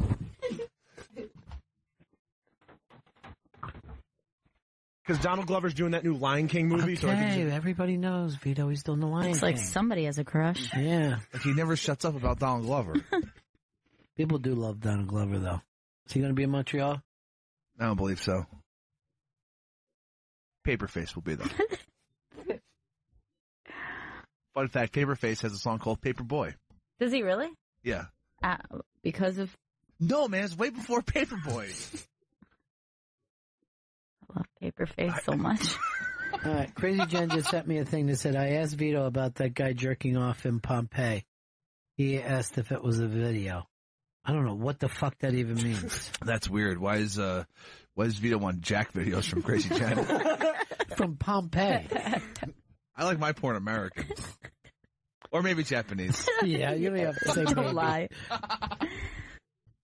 It's really weird how America and Japan is really cornered porn for the entire world. You would have thought it would have been the Russians, since that's what they seem to be into. Yeah. You know? And there's no rules there. There's no laws. Whatever the fuck they want on video. Now you sound like Trump Jr. They have laws. Like if it's like a European, I'm not interested in this pornography. I want an American. Well, I'll tell you what I want right now if I'm talking about anything, and that's to go out.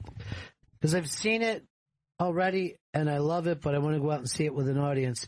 And that's the movie The Big Sick.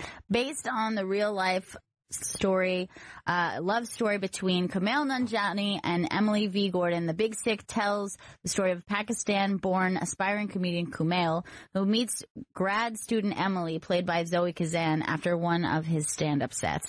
They thought their hookup would be just a one-night stand, but it actually blossoms into the real thing. You know, when I was watching this, I kept thinking, this is their real life? This actually happened?